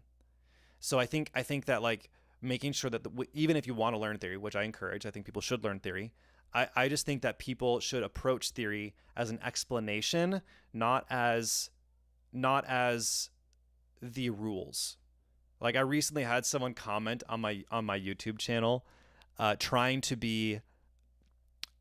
basically one up that, like, and say they're so smart, right? And they cited this rule in quotations: don't double the thirds. Okay, so if you know anything about music theory, in music theory, if you have 4-part harmony and you have a triad, root, third, fifth, the third is considered the most unstable note of those chords. And this person said, and I had done some string writing in this video, and I at one point doubled the thirds. And he says, pro tip, don't double the thirds. Trying to be all smart, cite this rule. Y'all, it's not a rule. It's not a rule. It's an explanation. It's an explanation for instability within a triad. So in the midst of this person trying to sound smart, he made himself look like an idiot, because he actually just proved that he doesn't even understand what he's talking about in the first place. You can know something without understanding it. Think about that for 2 seconds. You can know something without understanding it. The reason I understand it is because I use it every single day. And I've literally spent the entirety of my life virtually, minus 6 years. The first 6 years of my life don't count. My entire life as a cognizant individual who has the ability to learn music has been spent learning music. So that doubling the thirds, guess what? Sometimes it sounds good because it increases the instability of a chord. Tritones, that's a different story. Yeah. Tritones, that's a little bit of a different story. What's a good source for learning theory? That's a really good question. Andrew Wong actually has a really good video on his YouTube channel. It's like 30-45 minutes on theory. I think Andrew Wong has a great video on theory. I think it's a really good one. I haven't really done a whole lot of looking into it, to be honest with you. Like I think that the best way to learn theory is to learn something and then try it. So like theory should be applicational. This stream went at least an hour longer than I thought it was going to go. This is what happens when I get onto a rant of this type. The thing with theory is that it should be applicational, and this is the beef I have with the way that like universities teach theory. And I'm speaking as someone that went to the university. I got a degree in music composition. I took all the theory classes. I did all that stuff. My big beef with the way most universities, not all, so I just want to make sure no one's misunderstanding me. I'm not saying every single teacher everywhere. I did have a teacher at my university who I thought did a really good job in teaching that theorists are always one step behind composers. And I think that is a very important thing to know. Theorists are always one step behind composers. Composers are the ones pushing the boundaries. They're the ones breaking the quote unquote rules. And then theorists always have to kind of like come after the fact and be like, oh, this is what he was doing. So like, explain it. That's what I'm saying. Theory is just an explanation about what dope composers are doing. Composers do something legit. And everyone's like, oh my gosh, never seen that before. And then what do the theorists do? They come rolling around like, this is why it works. And then they explain it. and they create some sort of rule, and then that rule gets codified, and then everyone believes it's a rule when it's not a rule, because it was the composer that broke the first rule that came before that other rule in the first place that made it a rule in the first place, and the theorists are the one that came in and like decided to make it a rule, and then all the other composers saying, screw you, I don't believe in rules. Their guidelines, their explanations. Why does it sound that way? It sounds that way because of this. Why does that chord sound lopsided? It sounds lopsided because you have a third in the bass and you also have a third in the soprano voice, and that's why it sounds lopsided, because it sounds unstable. So if you actually take that third in the soprano and you put it in the tenor instead, and you have a root or a fifth on the top instead, guess what? It'll actually level out the chord and make it feel less unstable, which is exactly what I said in that comment to that person who's trying to be super smart about not doubling thirds. And I gave an explanation of an example in which doubling thirds is totally acceptable and would not sound bad. And I also gave an example in which it would sound bad. Turns out I actually know something or two. And what does that education do for me? And by the way, I didn't learn that specific thing that I just said to you in a theory class. There you go. That's what I'm saying. There's a difference between knowing something and understanding it. I didn't learn how to understand theory in school. That's the thing. I didn't learn how to understand theory in school. I learned theory. I got the knowledge of theory in school. I understood theory because I compose music and I try things, and then I make a decision about what I think they sound like, and then I do it myself. So I've learned, because I've written more songs than I can even count over the course of my life. I've learned that very thing. If I have a third in the bass, like in strings, for example, the bass is playing a third, the middle note, right, in the triad, a third. And then if I have it also in the high note, a third, it sounds kind of weird. But if I take that third and then put it in the middle, and then put something else on top, like the root of the fifth, it sounds good. How do I know that? Because I've done it. Because I've tried it. That's the difference. If you were just to go off of what you know, which is don't double the thirds, you wouldn't even bother trying it in the first place, because you'd say, well, shouldn't do that. And instead I say, let's try it. Oh, yeah, that does sound kind of wonky. And then you change it and you try something different. You're like, oh, that actually sounds good. Interesting. The voicing, the way in which you stack those notes actually changes how you perceive and hear it. So this question, do I consider myself a composer or a theorist? I'm a composer. I understand theory. I learn theory. Right? But I'm not a theorist. I'm a composer. I make music. I don't really care what a music theorist thinks. I don't give a rat's butt what a music theorist thinks. That's why when people will comment things on my videos trying to be theory nerds, good for you. I'm glad your ego is stroked. Don't give a crap what you think.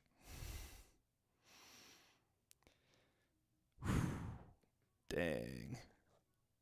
I was not coming in. Brandy, maybe you do need to like text me and tell me, hey Nathan, you should maybe you should back off a little bit. Did you already text me maybe? Oh, you did text me. That's hilarious.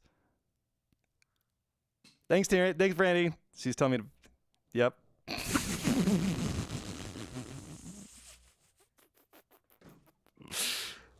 I'm getting a little too passionate over here. By the way, I'm just being passionate. I'm not mad. I'm not upset. I just, I don't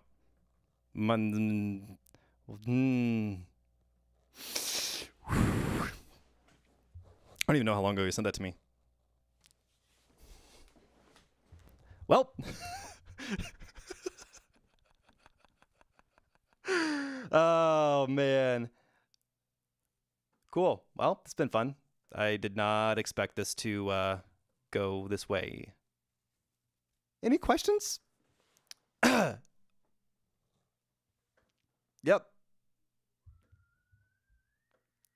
Brandy, check the blood pressure. That's so funny.